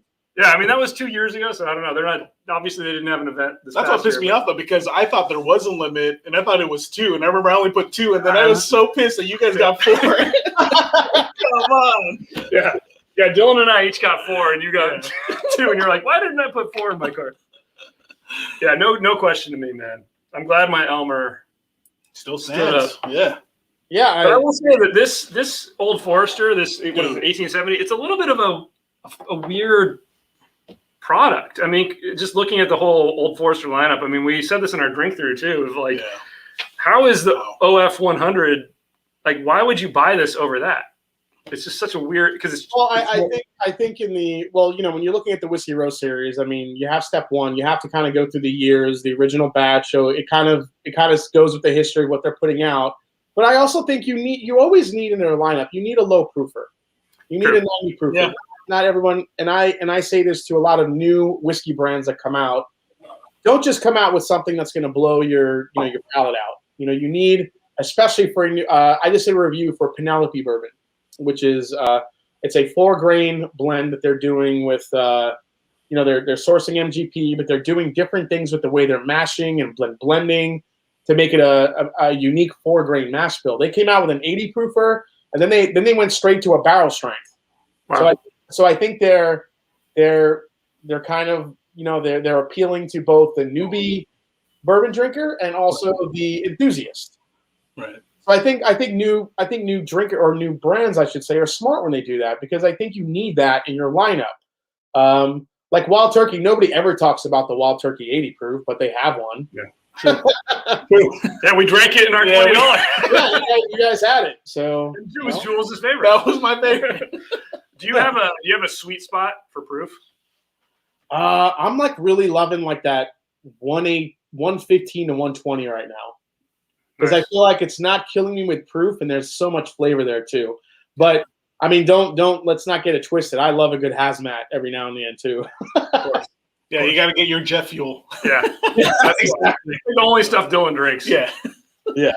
I'm gonna save my Elmer. I'm not gonna. Yeah. I'm gonna keep sipping on that as we go.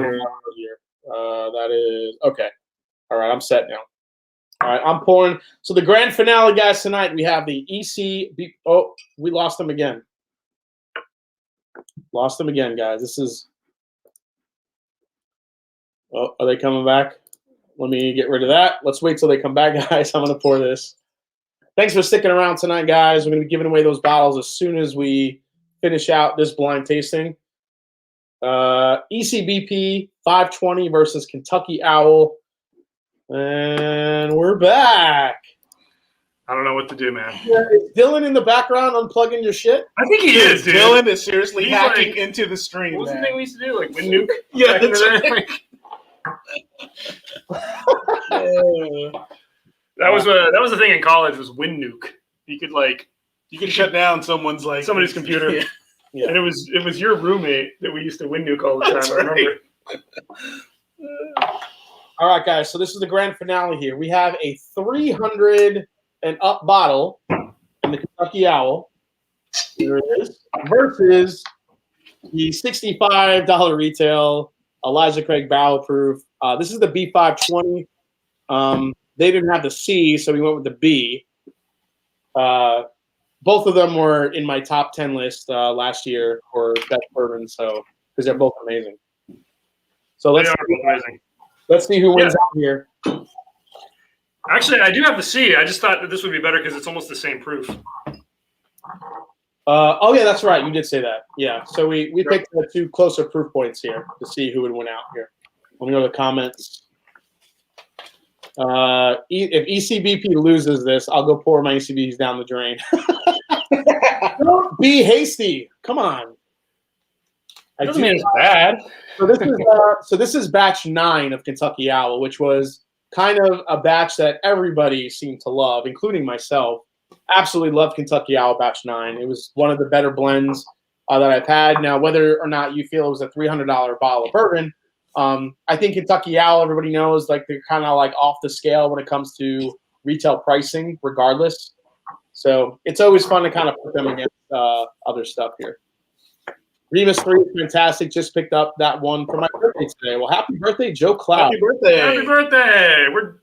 We're doing this show in honor of you, man. The mash bill. I'll take one last shot. Great stream minus dropouts. No late show tonight. Not feeling well. Back next week. All right, Stanley Wags. Cheers, dude. Cheers, dude, man. Well. Sorry, our internet sucks. All right, I'm just going to shift these around. All right, here we go. Yeah, I think the main negative that we found when we reviewed the Kentucky Owl was the price point. I mean, it's the value. I don't think anybody can deny that. But we weren't also, we didn't fault Dedman for that. It's like he's stuck. Right? No, I mean, it might be out of his control, but like when you're reviewing it, you gotta factor it in to some extent, and it's good whiskey. I don't think anybody will deny that. Lava Man, there's 4 or 5 B520s on the shelf in my logo store right now. Go get it. Yes. How hard is the? Don't watch him. I don't know if you saw last night. The Carters announced 4 new old Carter bourbons and American whiskeys coming March 10. Yeah, I shot them a message saying, yeah, please, I need to try those as soon as possible. Old Carter has built up a trust with me that if I know I'm paying $200 for a bottle of their stuff, I know it's 99% it's going to be really fucking good. So. Nice. I can't say the same though about Kentucky Owl for $300 though. How hard is the Elijah to find out where you are? Elijah Craig Barrel Proof actually comes in here early. I just picked up the A121. Oh, nice. Oh, nice. So I'll have that review coming out probably towards the end of the week. I have a review tomorrow. The Penelope review will be dropping tomorrow, and then the ECBP A121 will be coming out, and I'll be you'll see the comparison to the B520 and the C920 to see how that goes. Nice. So you want to hear how funky it is here on the West Coast? Yeah. I was able to get both the B and the C. I mean, you can always find it out here. It just comes in really weird stages because then like one of the stores out here, I saw they had it in stock, so I went out there, and this was like after I had picked up the C batch. I went into the store and they got a bunch in. It was the B batch, and I'm like, what the heck is going on here? So, cheers, one more. Bizarre. Yeah, I find that. Sipping some B520 with you, awesome. Roscoe, the C920 is killer. Yeah, it really was. The C920 was just one of those.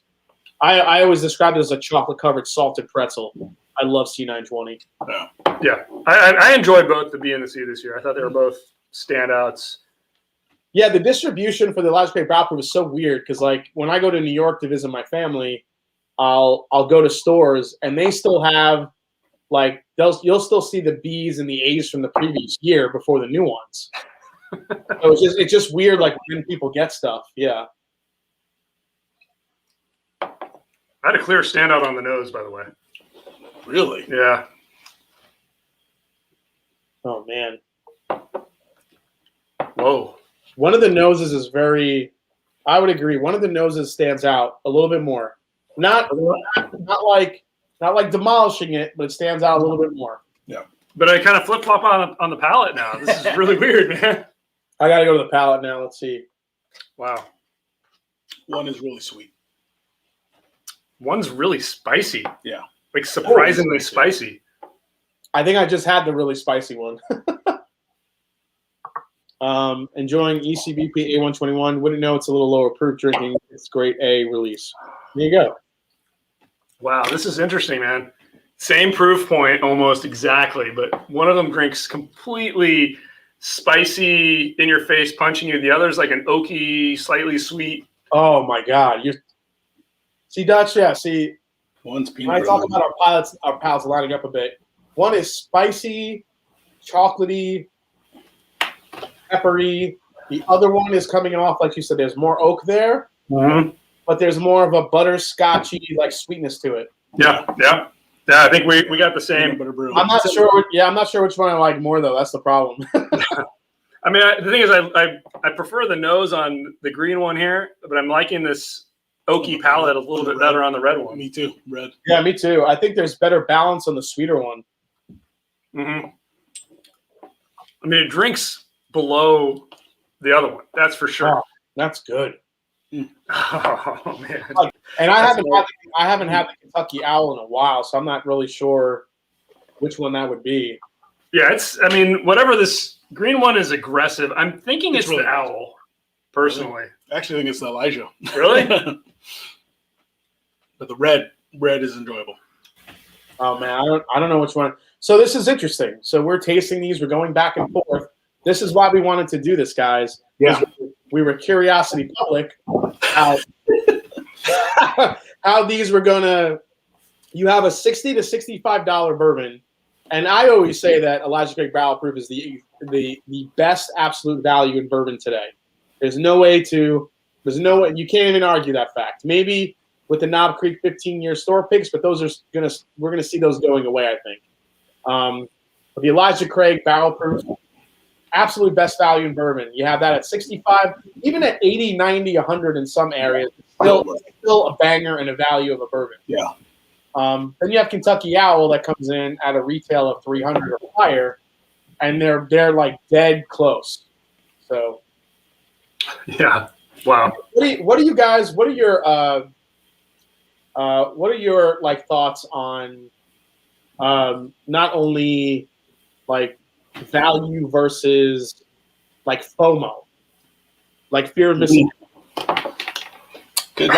Like for you, like if you guys, like I don't know how you guys shop. You guys like to get your whiskeys. You guys like to look around. Now, if you're out shopping and you have a certain amount, are you guys smarter shoppers now than you used to be? Or does the FOMO still get a hold of you and you find yourself paying $300 for a bottle of bourbon or whiskey, I'll tell you what. or a $60 bottle of tequila? We did it here with the Kentucky Owl, but I tell you, the FOMO has reduced significantly now that we've broadened the horizons beyond bourbon, and we're doing Scotch, we're doing tequila, we're doing rum, we're doing cognac, and it's made me a little bit less like anxious to get it first, because I know like you or like one of the other guys is gonna get it first and do the review, and I'm like, that's okay, go for it. Like I think we're a little more focused on like the breadth now. So it's actually been a relief. Like I feel less stressed about getting it. But Jules will tell you, I'm still like hunting for stuff. No, he's hunting way more than I am. I pretty much have given up on FOMO because I luck out on all those lotteries. I don't get lucky. I don't luck out on any of those. And so I've given up. And it's like, you know what? I surrender. And like this guy with the magic buttons on the internet, like I don't know how he gets a lot of the lottery picks.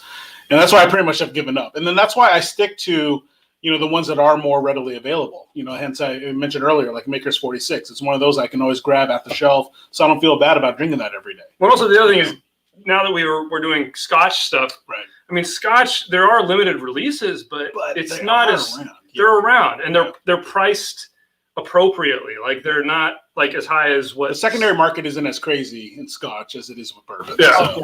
So it's just, I think what it's I agree with that. Yeah, it's just made me kind of reframe the way I look at it all. It's like for the show, it's like, okay, well, I could go crazy trying to find the brand new bourbon release, or I could find a really nice Scotch that I think will be a really interesting flavor experience that's just sitting there, right?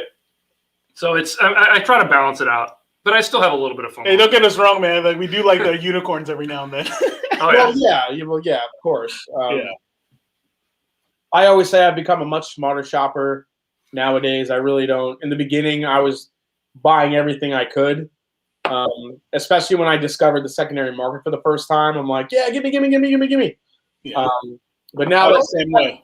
Even secondary market prices now have just shot to ridiculousness. Yeah. Like Elmer T. Lee.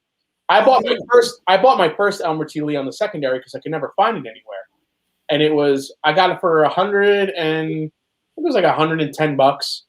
which was still high, but I wanted. It's not bad. But that's actually not bad. If you're looking for an Elmer T. Lee nowadays, you're looking at 200 or higher. Yeah. Yep. So the price of the inflation of some of the valuations that people talk about. And valuations on secondary make me fucking laugh all the time because the valuations have nothing to do with anything except the price that some asshole came up with in their head. Yeah. Like, I truly believe that this Remus is actually worth $250, so that's what I'm going to sell it for. But it's pure FOMO. It's like people are like, oh, crap, somebody said that's good. I really, really, really want it, and I got $200 to burn. I'm going to buy it. Like, that makes no sense. This is actually, this is a true statement. I'm a reformed tater. Nice. So do you find yourself not buying bottles for yourself personally and always kind of thinking of the whiskey tube first, or do you still find things that are for you? So that's the thing. So if everything is always whiskey tube first for me. When it comes to specific picks that I love, like Russell's Reserve picks, I buy for myself because I love them and I love trying the different warehouses. I gear more towards barrel picks now because I think they're unique and delicious, and I like to drink my stuff at full proof. And I like different variations. And I also leaning towards craft whiskey now because I think a lot of craft whiskeys are making incredibly great stuff that I think are just different.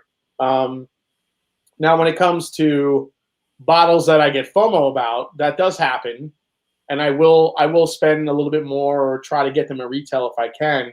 But the only way I'm buying something for myself that's kind of in the FOMO radar, like if you look at, just say like Elmer T. Lee. If I can get that at retail, then I'm gonna buy it hands down. If it's one of those bottles that's available for slightly over retail, 120, 150, I still might pull the trigger on it because I love that bottle. But I think it just depends on, if I review something and I love it, whether or not it's a really hard to find bottle or not, then I may go out and try to get a backup of it just because I love it. But I'm not hunting like I used to do. I mean, I used to spend stupid money on bottles just because I was trying to build my collection. That's what I wanted. So now I guess I've gotten smarter, but maybe I've just gotten more. But strategic, right? It's more strategic buying, I think. Yeah. But at the same time, there's a new bourbon or whiskey release every fucking week now, and it's all like $150 or $200. It doesn't stop. It keeps coming, and I'm sick of it. I have a review of I won't say what bourbon it is, but there's a bourbon that I reviewed that's a new release. It's an aged whiskey. It's an aged bourbon, good age on it. It's got a really nice master distiller behind it, good bottle design. It's a 13-year-old bourbon, but it's $150 to $200. You have a lot of these guys coming in the game now, CEOs and these guys that don't know shit about whiskey that just want to get in the game and create something and make you pay $200 for it. And I'm kind of sick of it, honestly. Yeah. No, completely understand that. Yeah. And it's hard to remain objective at that point too, because like even like take Kentucky Owl, right? It's a blended product. Somebody's put thought into this. Somebody wanted to create this flavor profile, and I can respect that, and I can enjoy the flavors. But if I have to pay that price point, $280, $350, whatever it is you pay for it. Well, you also have what about their that release that they put out that was $1,000? Right, the dry state. We saw that actually. Yeah, it was at Costco, and I'm like, that's a good price, right? A good price, but it's $2,000. I'm like, no way. I'm just not going to do it. Yeah, I mean, again, you have a blended product. Like if I put, a lot of people ask me like Kentucky Owl versus Old Carter, like what's the difference for you? Why would you pay the $200 for the Old Carter and not $300 for the Kentucky Owl? Because I think with Old Carter, you're getting again, Kentucky Owl offers unique blends that can be very good from bottle to bottle, batch to batch. I can get that with Old Carter for $100 cheaper. So if I'm willing to spend that type of money on a whiskey, I'm going to go with the one that's $100 cheaper. Right. That's me. So, well, and to take that one step further, I think where our heads are somewhat is like now factoring in Scotch. And you're like, well, like you do have expensive Scotch, but you don't have the crazy markup. So it actually makes the calculation even harder for me, I think, now that we're factoring other spirits in. But yeah, I hear you, man. Yeah, I mean, there's a lot of stuff that's out there. I mean, it's tough. There's so many bourbon brands that are coming out in. Then you have the ones that are coming out that don't really tell you where the bourbon's coming from. That pisses me off. I'd much rather support a craft brand that's telling you exactly what's in the bottle, what they're doing with it, than some CEO that just wants to get in the game because whiskey's making money right now. I forgot what my favorite was. I got to go back there. Me too. I know. We need to wrap this up here, so we're gonna pick our winners here. Let's see what we got.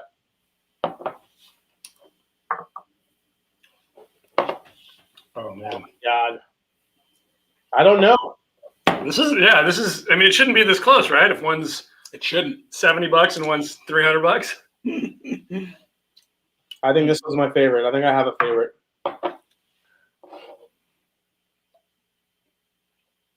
I think I do too. I think I'm going red.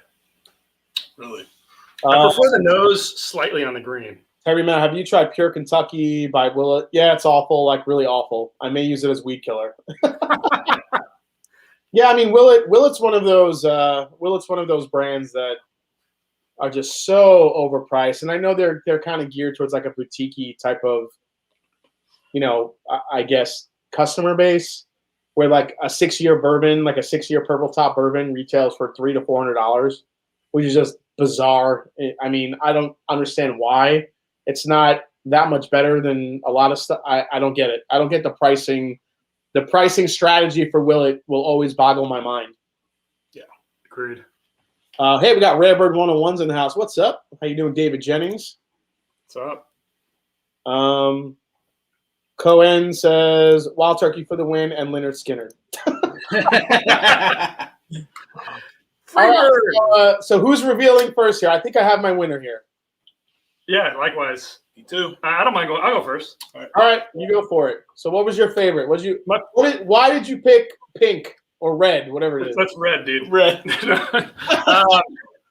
Okay, so here's the thing: is I actually thought the green had a slightly better nose, but the palate on the red, the green one was the one that really was punchy. Like this is the one that was really, man, it was intense.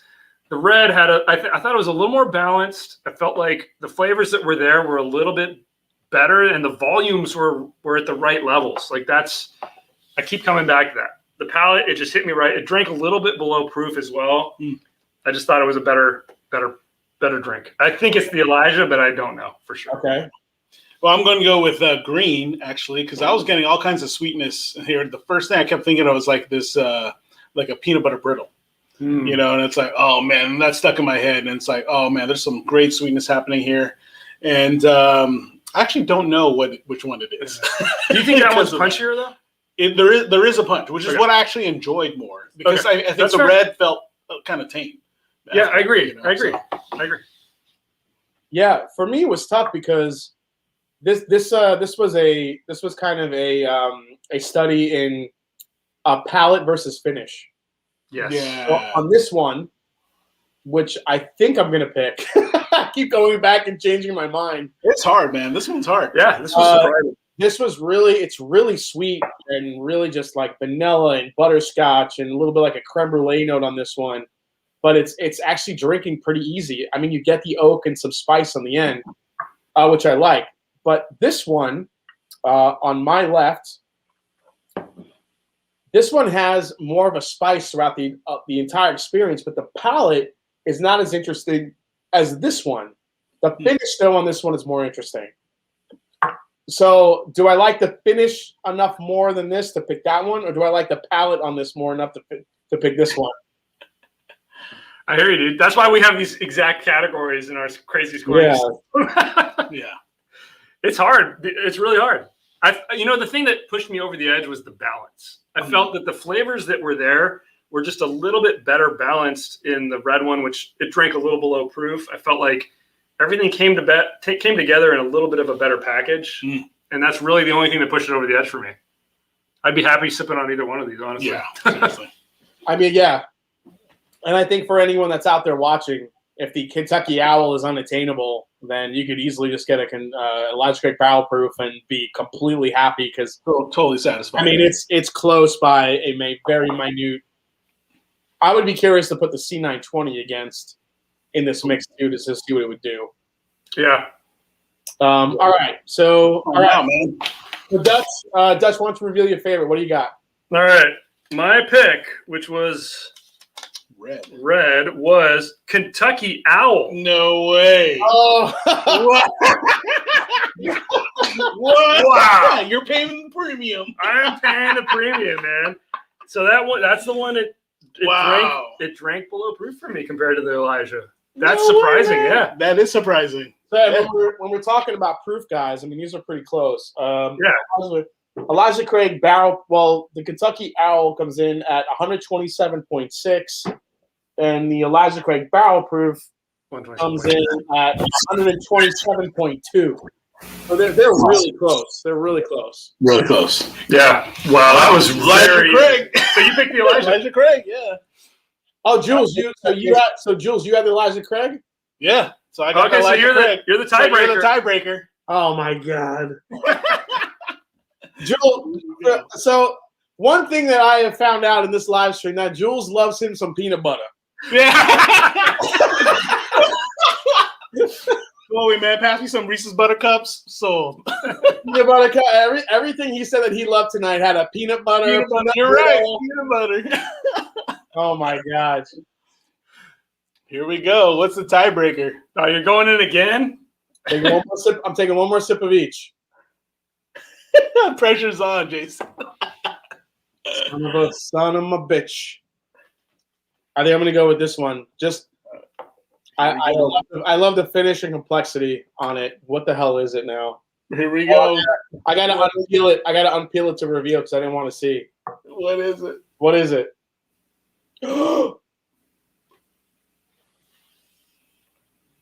Yeah! Nice.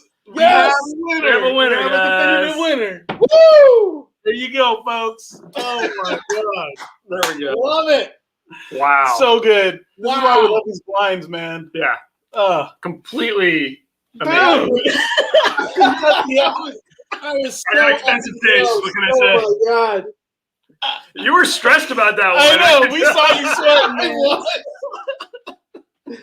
I was. I was stressing. Oh my god. So good. So good. Yeah, the finish and the sweetness on this one had just a little bit more of a balance to it than the owl. I mean, the owl is delicious, but It's good. it just it just was. It drank so Dutch. You called it drank easier, right? No. Yeah, The Kentucky Owl drinks a lot easier than the 127 proof would indicate. it really does. And that's so surprising to me because I remember it being a bit bold in my face. Yeah. And I think that's the reason I thought it was the other way around. But I definitely preferred this on the whole. So Oh my god! Yeah, I mean, I'll even share the sticker. I took this off. That's I awesome. picked this one, and I don't know if you could see this. It might be a little bit too hard to read, but I wrote there ECBP. ECBP. There you go. I don't think ours will show. I don't think our crazy chicken scratch will show up here. But there we go. Oh my So, god! yeah. Left was Kentucky Owl, which was red. There you go. So I picked red. Hey, listen, I could see why. I mean, both of these are amazing, but you have one that's 300 and you have one that's $65. Yeah. When I factor that in, there's no question I'm picking up the Elijah. There's no question.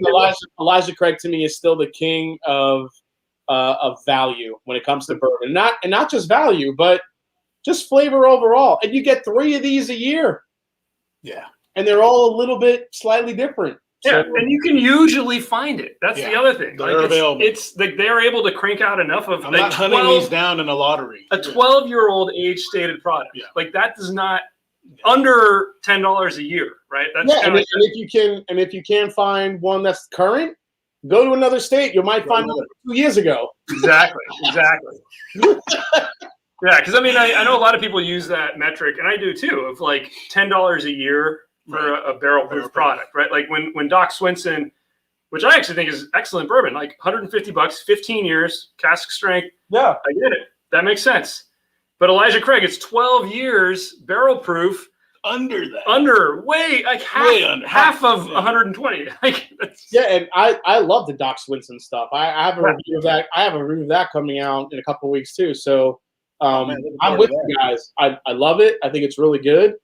But yeah, this is what I'm talking about with all these guys coming out with these different brands that we're gonna bottle this a single barrel.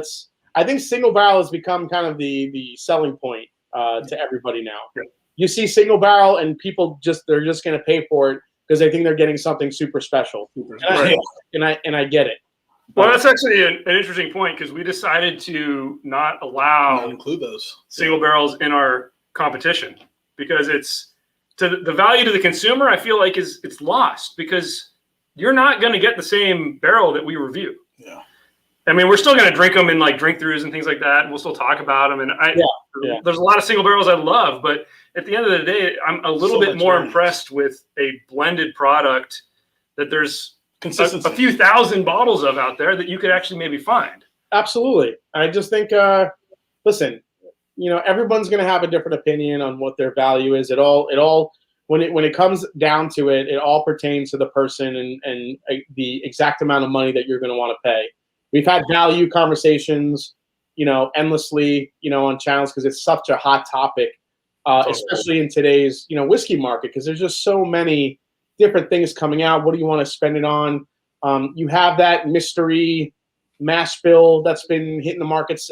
Doc Swinson's had one, the 78.5% corn with, the rest of it finishing out. It's got to be Heaven Hill, man. all these different brands taking that stuff and bottling their own stuff and selling it at $150 to $200. I mean, I'm just like I'm just kind of like over it. It's like enough of this shit. Like I just it's totally overwhelming. Yeah, it is. It's overwhelming. You don't know. It's in some cases you know what you're getting. In some cases you don't.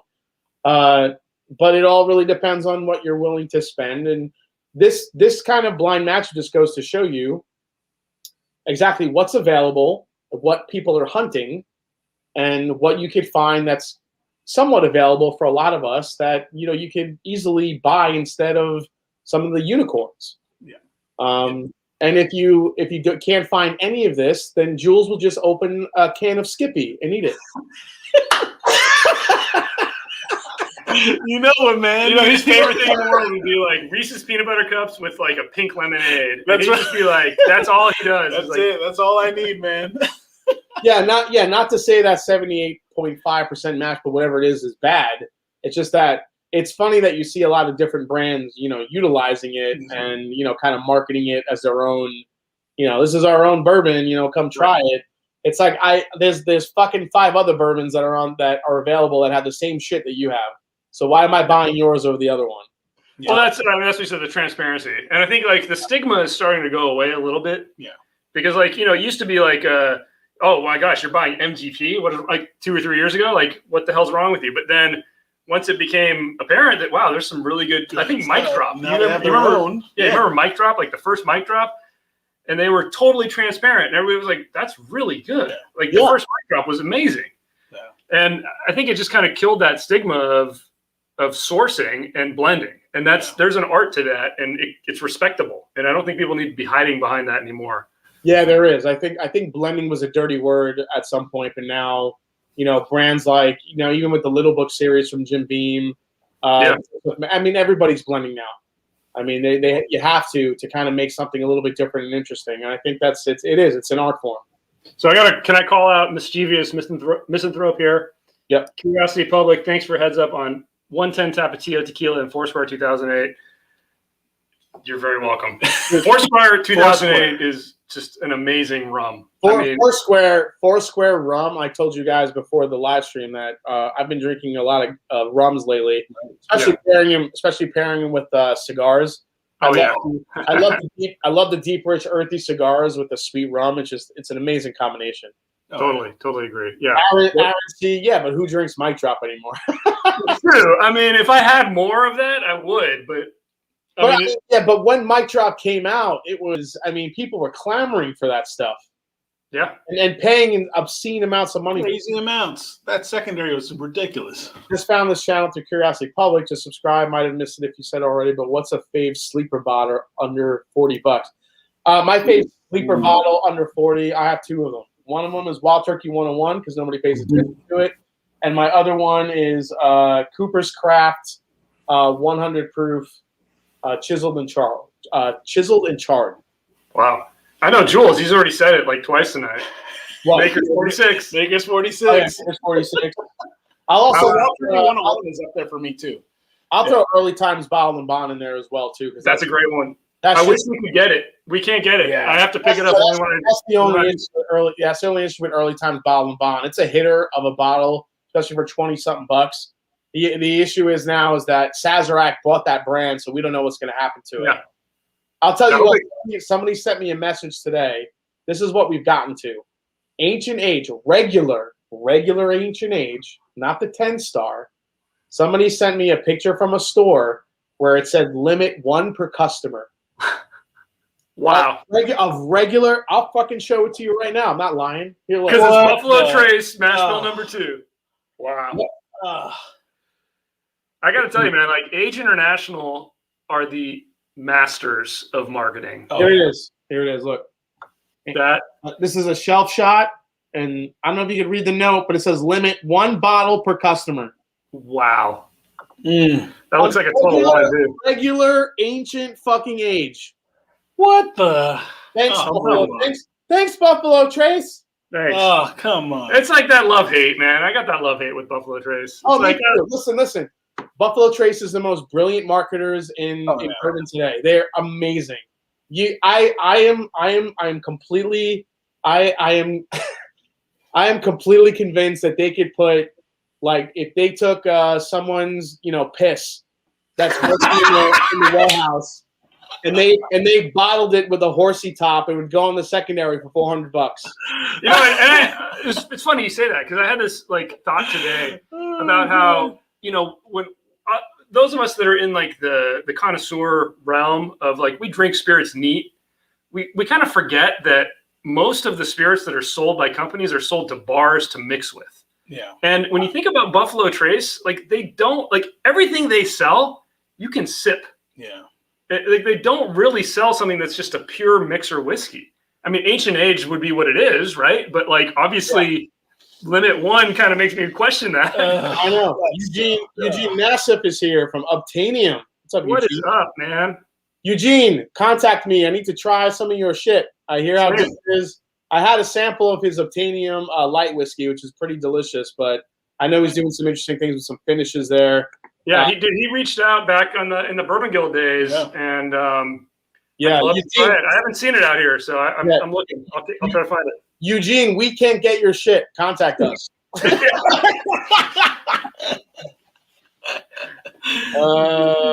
There's ADHD whiskey. Yeah, Gene's here. Hey, how awesome is Matt, by the way? We got to just give him a shout out for being one of the. Matt's the man. You gotta love Matt. Oh yeah, Benchmark too. So Benchmark went through the whole rebrand. Yeah. I have one. I have one. And here's a Benchmark. This is the Benchmark Foolproof. Which they came out with the whole line: foolproof, single barrel, small batch, top floor, bottom floor, granny's panties, all these different things. Granny's panties. Well, some of them are good. I mean, I definitely give them a good. I like that they kind of revamped it, but the problem it's always availability with Buffalo Trace, and I don't think it's really their fault. They get a lot of flack for it. Yeah. But I think with the popularity of whiskey as it is today, the newcomers, all the newbies that are getting into it, for some reason, everybody gets programmed that Buffalo Trace is the brand you have to buy everything. Yeah. And that really hurts supply and demand. Yeah, I mean, the problem is there's like 300 Uprocks articles about Weller, right, and Blanton. So it's like, of course, if the first thing you Google is Weller and Blanton's, you're going to be like, oh yeah, I saw it in a TV. I saw it on TV. Like, that's what I got. Yeah, and this one that we had tonight, the Taylor Single Barrel, I did a video on it. Some dude on Forbes said that if you find this for like $400, it's a bargain. Oh man, I was like, dude, fuck you. Like, what are you saying? Freaking Forbes. You remember when we got these? We were in Vegas, and we hit up like one of the liquor stores out there, and they happened to have this just lying on the shelves for like, I think it was like $50. 50, yeah. And we each grabbed a bunch because we're like, okay, that.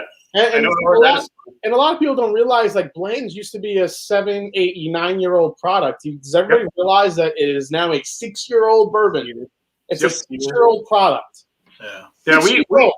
I think we talked about this. We have a podcast going also, but I think we talked about this in one of our podcasts about Blanton's, and actually we got the story recounted to us by one of the guys that was in marketing at Age International, which owns Mash Bill No. 2. Like, they own the rights to it. Yeah. And they came up with the whole concept of single barrel as a marketing strategy to kind of dovetail off of the single malt phenomenon in Scotch back in the 80s.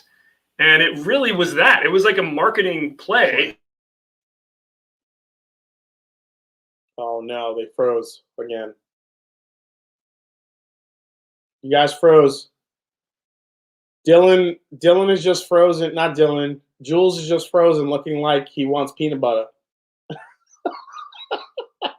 Perfect timing, right? There you go. I don't know where you lost me, but I was riffing, man. I'm sorry. Yeah, you were riffing. I was upset you got cut off there. Shit.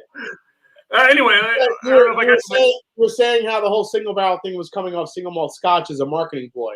Right, Yeah. and it totally hit, and it totally stuck, and it's still here. But it was really a marketing decision, and it just totally stuck. And it's a good product, and that's partly why. But I mean, I think we all remember 4 or 5 years ago walking into any liquor store and buying a bottle of Blanton's for $40 or $50, and being like, At retail. "It's tasty. Yeah. I'm going to sip on this." But these days, it's just it's gotten out of control. That's for sure.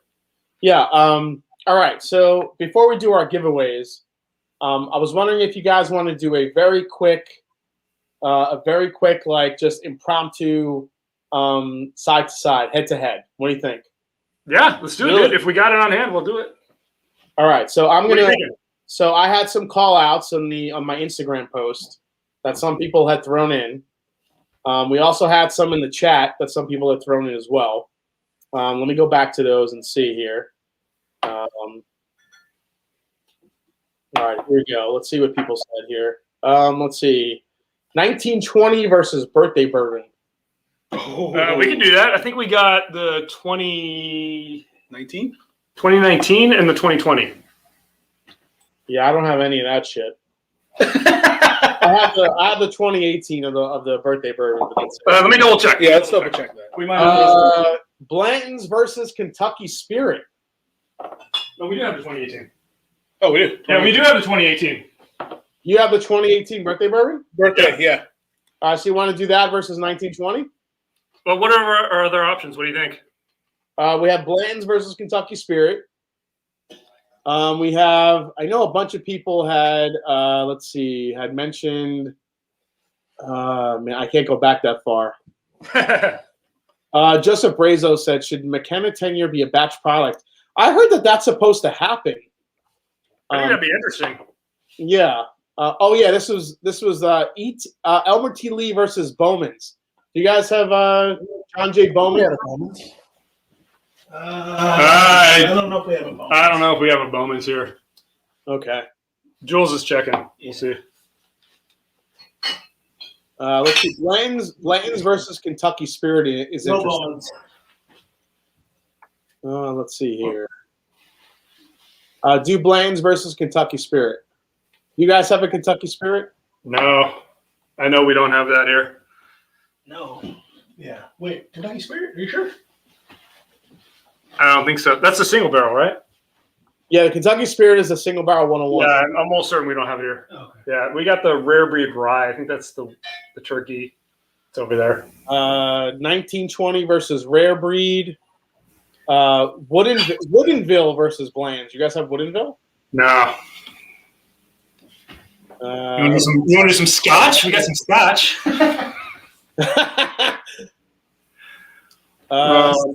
Jack Daniel's Barrel Proof Rye versus Kentucky Owl Rye. Oh, we don't have that. We have the bourbon barrel proof. That would be a good matchup, but that would be one that you could definitely smell the difference right away. Yeah, with the rye, yeah. Yeah. I think the bourbon would be a little more interesting. Yeah.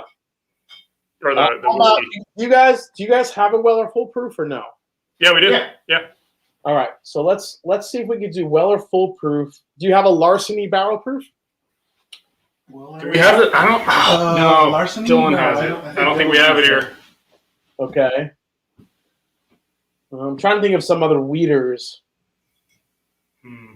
Oh, you don't have Larceny? Not the barrel proof. No. Okay.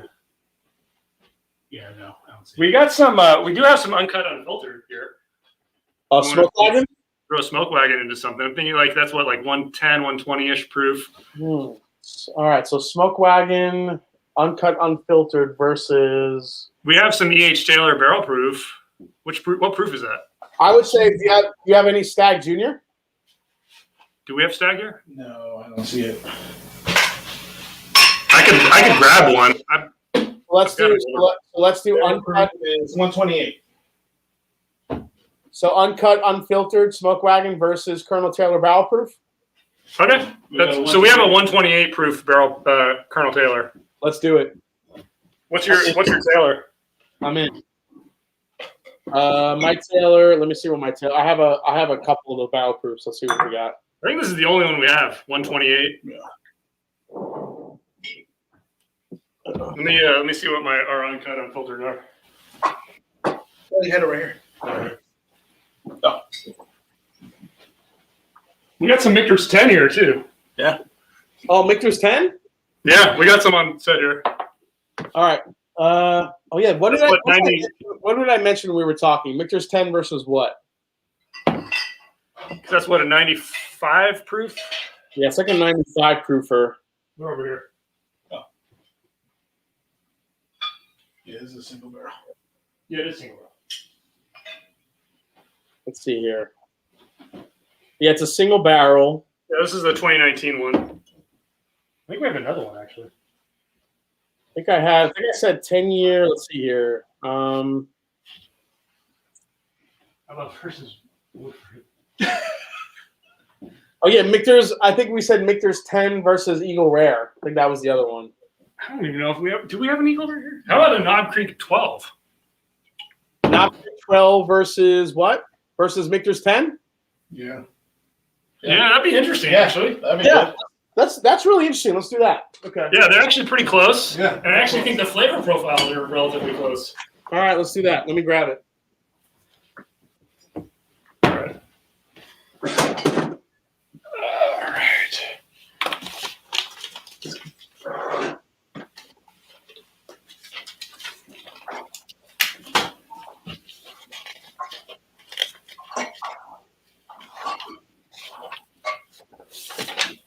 Actually, I haven't had both of these in a while.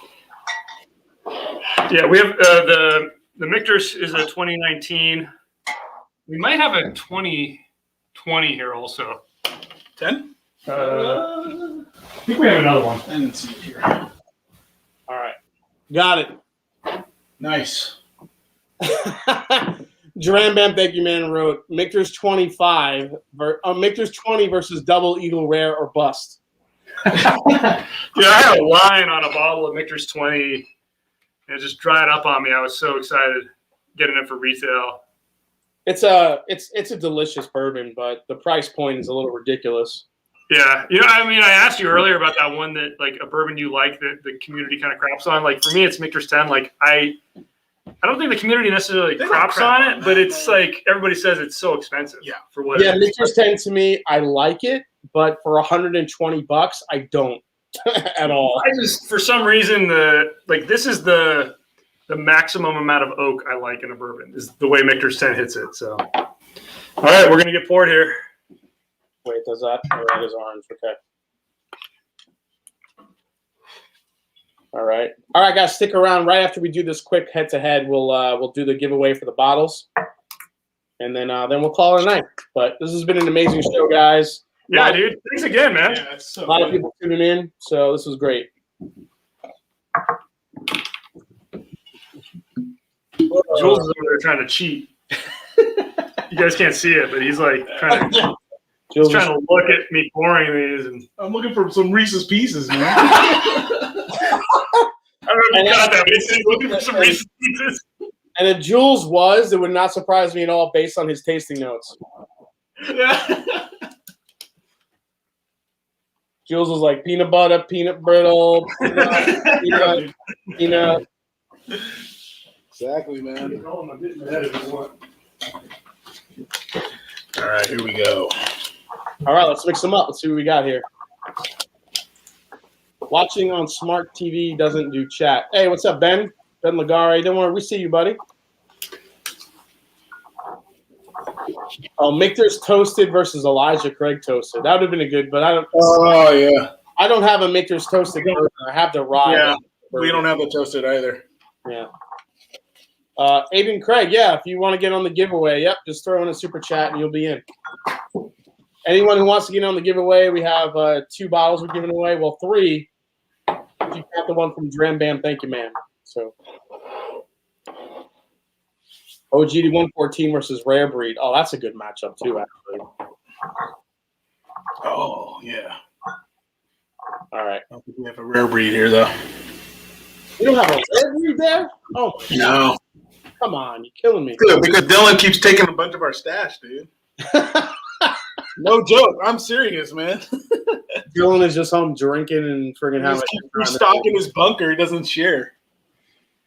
All right. I'm back. Once they unplug their router for 15 seconds more, Mash Curiosity collabs in the future. Absolutely, man.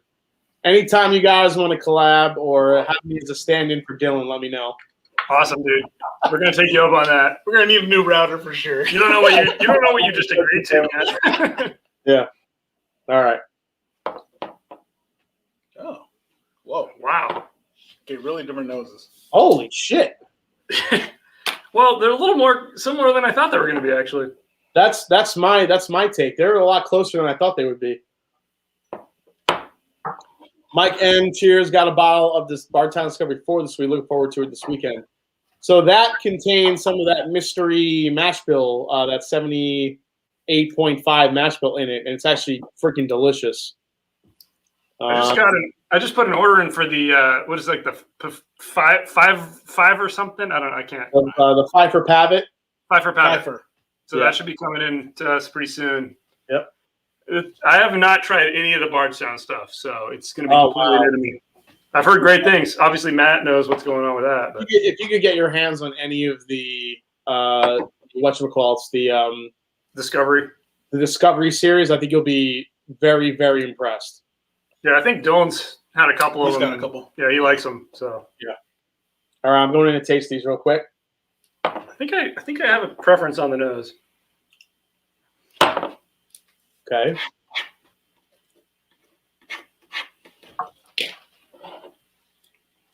Oh, damn, these are close. Yeah. So we should point out they're almost exactly the same to me. Single barrel with the Michter's 10 and like $120 at least. Creek 12 is Nick, if I ever get my hands on an old Rip 10, I'm going to make so many videos of putting that shit against other available bourbons. You have no idea. Right here. Yep. That's why we got it. There it is. I would put that up against. I put that up against Rare Breed when I had a sample, and Rare Breed fucking kicked the balls out of it. Yeah. Yeah. I mean, it's like an $80 bourbon, and it's really tasty for an $80 bourbon, but that's it. For $400 and $500, it's a joke. Wow. This is really interesting. I can't tell. Wow. I think I know which one is which. I can't tell. But I don't actually know which one I like better. That's the weird thing. Mm-hmm. Yeah, I can't tell, man. I think I know which one I think is better balanced. This one has slightly like a more interesting finish on it with that sweetness. Whereas What year is your Michter's? Let me check here. Where is it? This is a 2020. Okay. Yeah, we got a 19 just because they did skew a bit, I know, year to year. They're both really good. Yeah, I'm liking both of these. This is hard. I mean, Knob Creek to me is the brand that's been just killing it. This is hard. You get an age-stated like 9-year, 120 proof anywhere you go. 12-year, 100 proof. What is it? 40-year, 100 proof. Like, who does that? Yeah, $45, and then you're comparing that. I mean, and even what was the 12-year? What was that retail? Like $60? Yeah. I mean, I think I got this one at like Costco for like 52 or something. Yeah, half the price of what Michter's retails for. And the Michter's 10 year, if you do find it, it's usually not retail. Yeah, this is actually this is better than I thought. This is hard. Yeah, this is hard than I thought it was going to be. This is hard.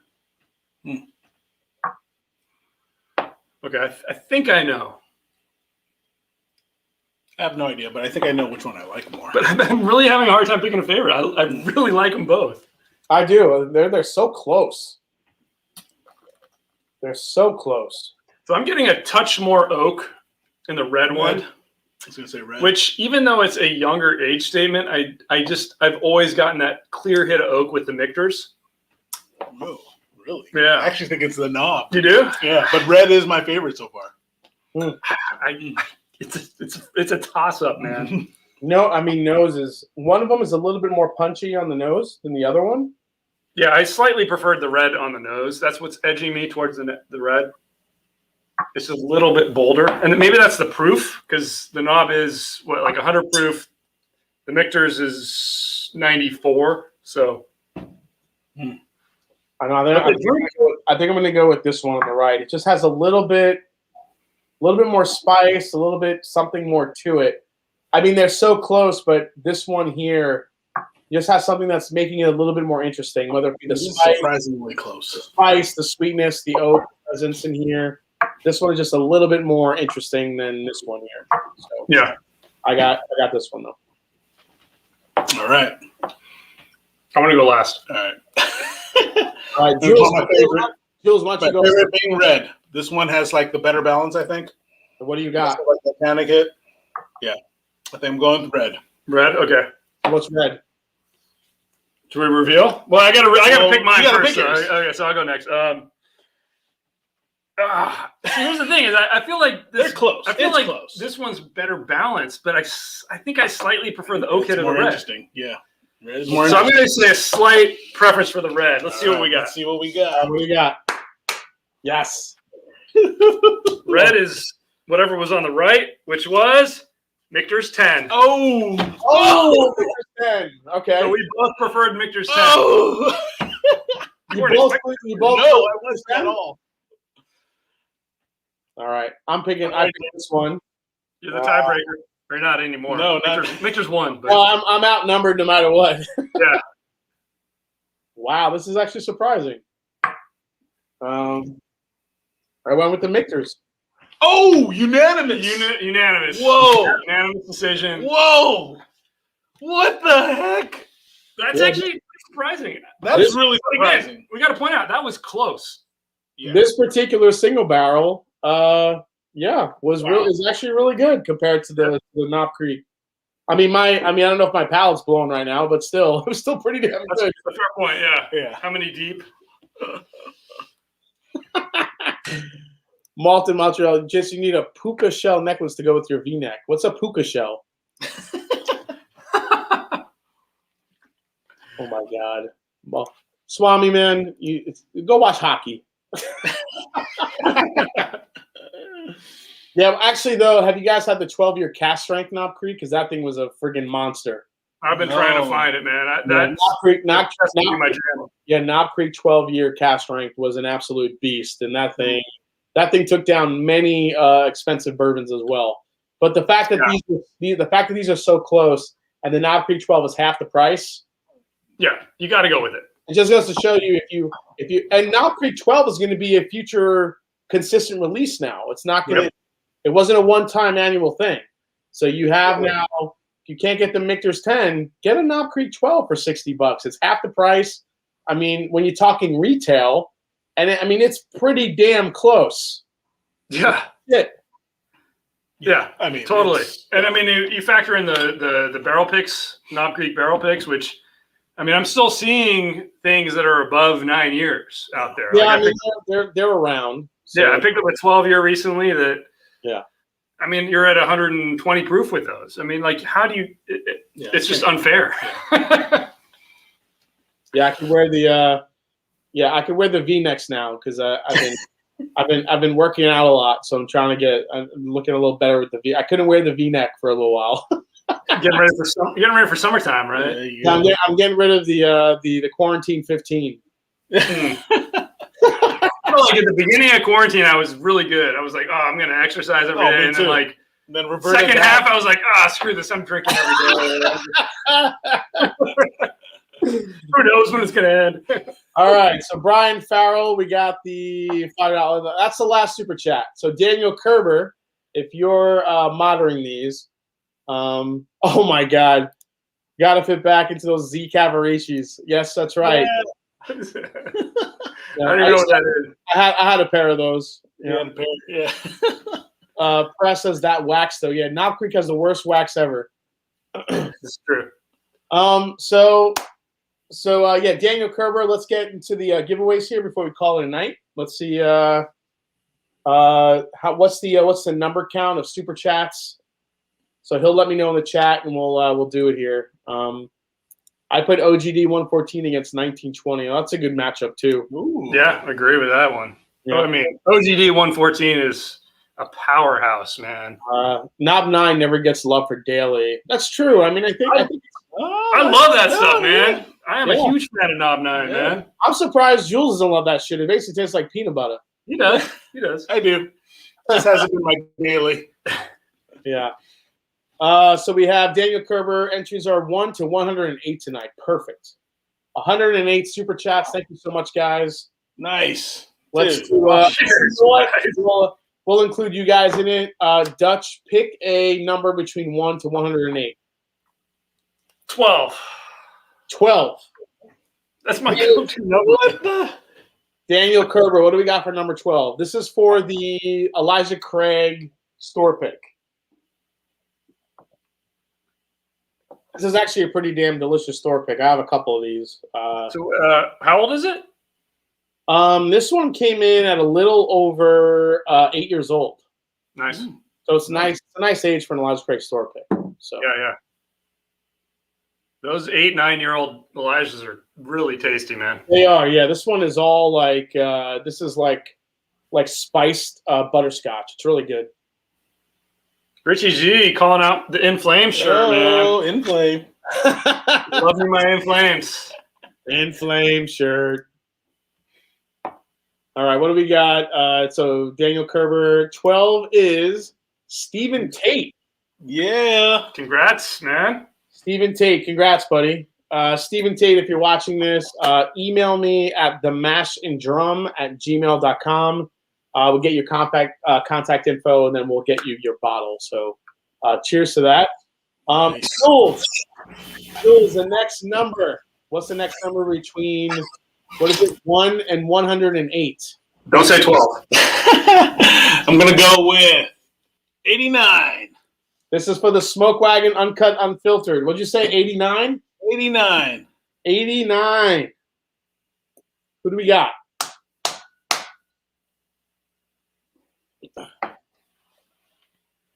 Who's up? What videos you guys have coming up? So we got, we're going to drop, I think tomorrow, we reviewed the Kirkland 23-year-old Scotch. Oh, shit. I've heard things about that. Yeah. It's really, man, it's when good. you factor in price with the Kirkland Yeah. stuff, it is so good, man. Yeah. So that's coming out tomorrow, I think. And then we got a ton, man. Like we record in batches. I think I was telling you this before because like if we wanted to get the whole for everything we do is like a logistical nightmare because we got 3 people. It's like scheduling and figuring out when everybody can together. So it's like we pick a weekend and we're like, okay, let's convene. Let's just film Plus as much bottles. as we can. And acquiring the right bottle. getting the right bottle. So yeah, we I don't know what's going to be after that because I haven't edited it yet. We got a ton of stuff, man. We got some. We got like Hakushu 12. We did. We've got some Scotch. We got like Springbank 15. We did. So probably one of those will be the next one after that. We have Shane Long, 89, who won the Smoke Yeah. Wagon. Congrats, Shane. And he's still in the chat. There he is. That's awesome. Yeah, here's the purple unicorn. Holy Yeah. cow! Oh, the Smoke Wagon. Cheers, There you go, Shane. baby. Nice. That's I awesome. went back to. I saved my Elmer T. Lee dregs here. I'm drinking. I just love it. Shane Long deserves the bottle just for that profile picture. Heck yeah, man. That's amazing. That's awesome. There you go, That's Shane. All right, congrats, Shane. So Shane, shoot me an email at themashanddrum@gmail.com. We'll get your information, and I'll get you your Smoke Wagon Uncut Unfiltered. Congrats, man. That is awesome. So let me see here. Well, we did have, I'm not sure if you wanted to do that one more bottle. Dram Bam, thank you, ma'am. I don't know what you mean. You want to like give some tasting notes on Doc Swinson or something, Let me see here. or some Scotch? I don't know. What I mean, we could do like one more pour, I guess, for some tasting notes. No, Dram Bam, thank you, ma'am, wanted to give away another bottle. Oh. Just ignore it. That's just ready to drink. Just ready Oh, to yeah. We're talking about, so Dram Bam, thank you, ma'am. Which one is it? It was the George Dickel Bottle and Bond. Was it last year's? That's what he said. Yeah, I think Dram Bam, thank you, ma'am, was going to do another giveaway. So I'll pick the next number. So it was 1 Nice. between 1 and 108. I'm gonna pick. Don't pick 12 or 89. I'm gonna go with my favorite linebacker of all time, Lawrence Taylor, number 56. LT, baby, LT. Number 56. So number 56. What do Any you given got? Sunday, man. That's right. Number Any given 56. That's all you know about American football. Oh, dude, I Al was a, Pacino and Jamie Foxx. you know why though? Because it was like I was a diehard Niners fan Yeah, up I until know. I was like Right. Yeah. 20, and that's like basically the Niners story. Anyway, sorry. I think we got it. 56 is, let's see here. Who's 56? 56 is Ethan Friedman. Yeah. Ethan, Congrats, congrats. Ethan. Congrats, Ethan. You're going to get a nice big dickle. Ethan's gonna love that big dickle. You're going to love that big dickle. Oh, it's so good. Oh, this is awesome. I've been dying to get that bottle. When somebody hasn't been able to get one and gets That's one, awesome. that makes Shane, there you go. That's awesome, dude. Yeah, absolutely. All right. So I think with that, I think we've had a lot of whiskey. We're going to call it a night. Probably a good idea. Public. I mean, you guys, thank you so much for coming on tonight. This was I know you guys are like by numbers, you're the smaller channel, but honestly, I've been watching you guys, from the beginning when you were Bourbon Guild. So to have you guys on tonight was a real pleasure and honor for me. So I really appreciate it. And yeah, just thanks for coming on so much. I really appreciate it. Dude, no, thank you, Jason. I mean, seriously, like the stewardship you do for like the Whiskeytube crowd, it's awesome, man. We look up to you now, dude. So Totally, dude. Like you're doing it right. So thank We're- you. Thanks for giving us the chance. Yeah, amazing job with what you've done, with what you've built. The amount you give back to the community is incredible. Keep going. And anybody that is a subscriber here or has joined your YouTube or your Patreon or whatever, you guys are supporting the right kind of guy in this Whiskeytube world because it's incredible, man. Yeah. I mean, it's really Keep going. awesome to see. So thank you, dude. This is amazing for us. Thank you. No, I appreciate it. And anytime the door's open, anytime you guys want to collaborate, let's get Dylan, let's get myself, you two guys. Let's do something together again sometime soon. I think I really believe that more people need to see your content, especially if they know what Bourbon Guild started as and what you guys are putting out now. I think you guys are putting out just amazing content. So cheers to you. Thanks. Thanks These for guys are willing to show up, man. That guy. Yeah. I like it. Hopefully you got some more subscribers tonight. Definitely, guys. Yeah, thank you. Yeah, thanks, man. Subscribe to Curiosity Public if you haven't yet. Go check out their videos. And absolutely, if you guys are a Patreon, join me in the Discord chat right after this following, and I will see you there. So with that, it's not about the whiskey. It's the people you share it and the people that you're curious about it with. Nicely done. You guys, thanks for Pretty coming on. curious. I owe you about $400 tonight. Cheers, guys. Cheers, guys. Cheers. Thanks, man. Thanks, Jake.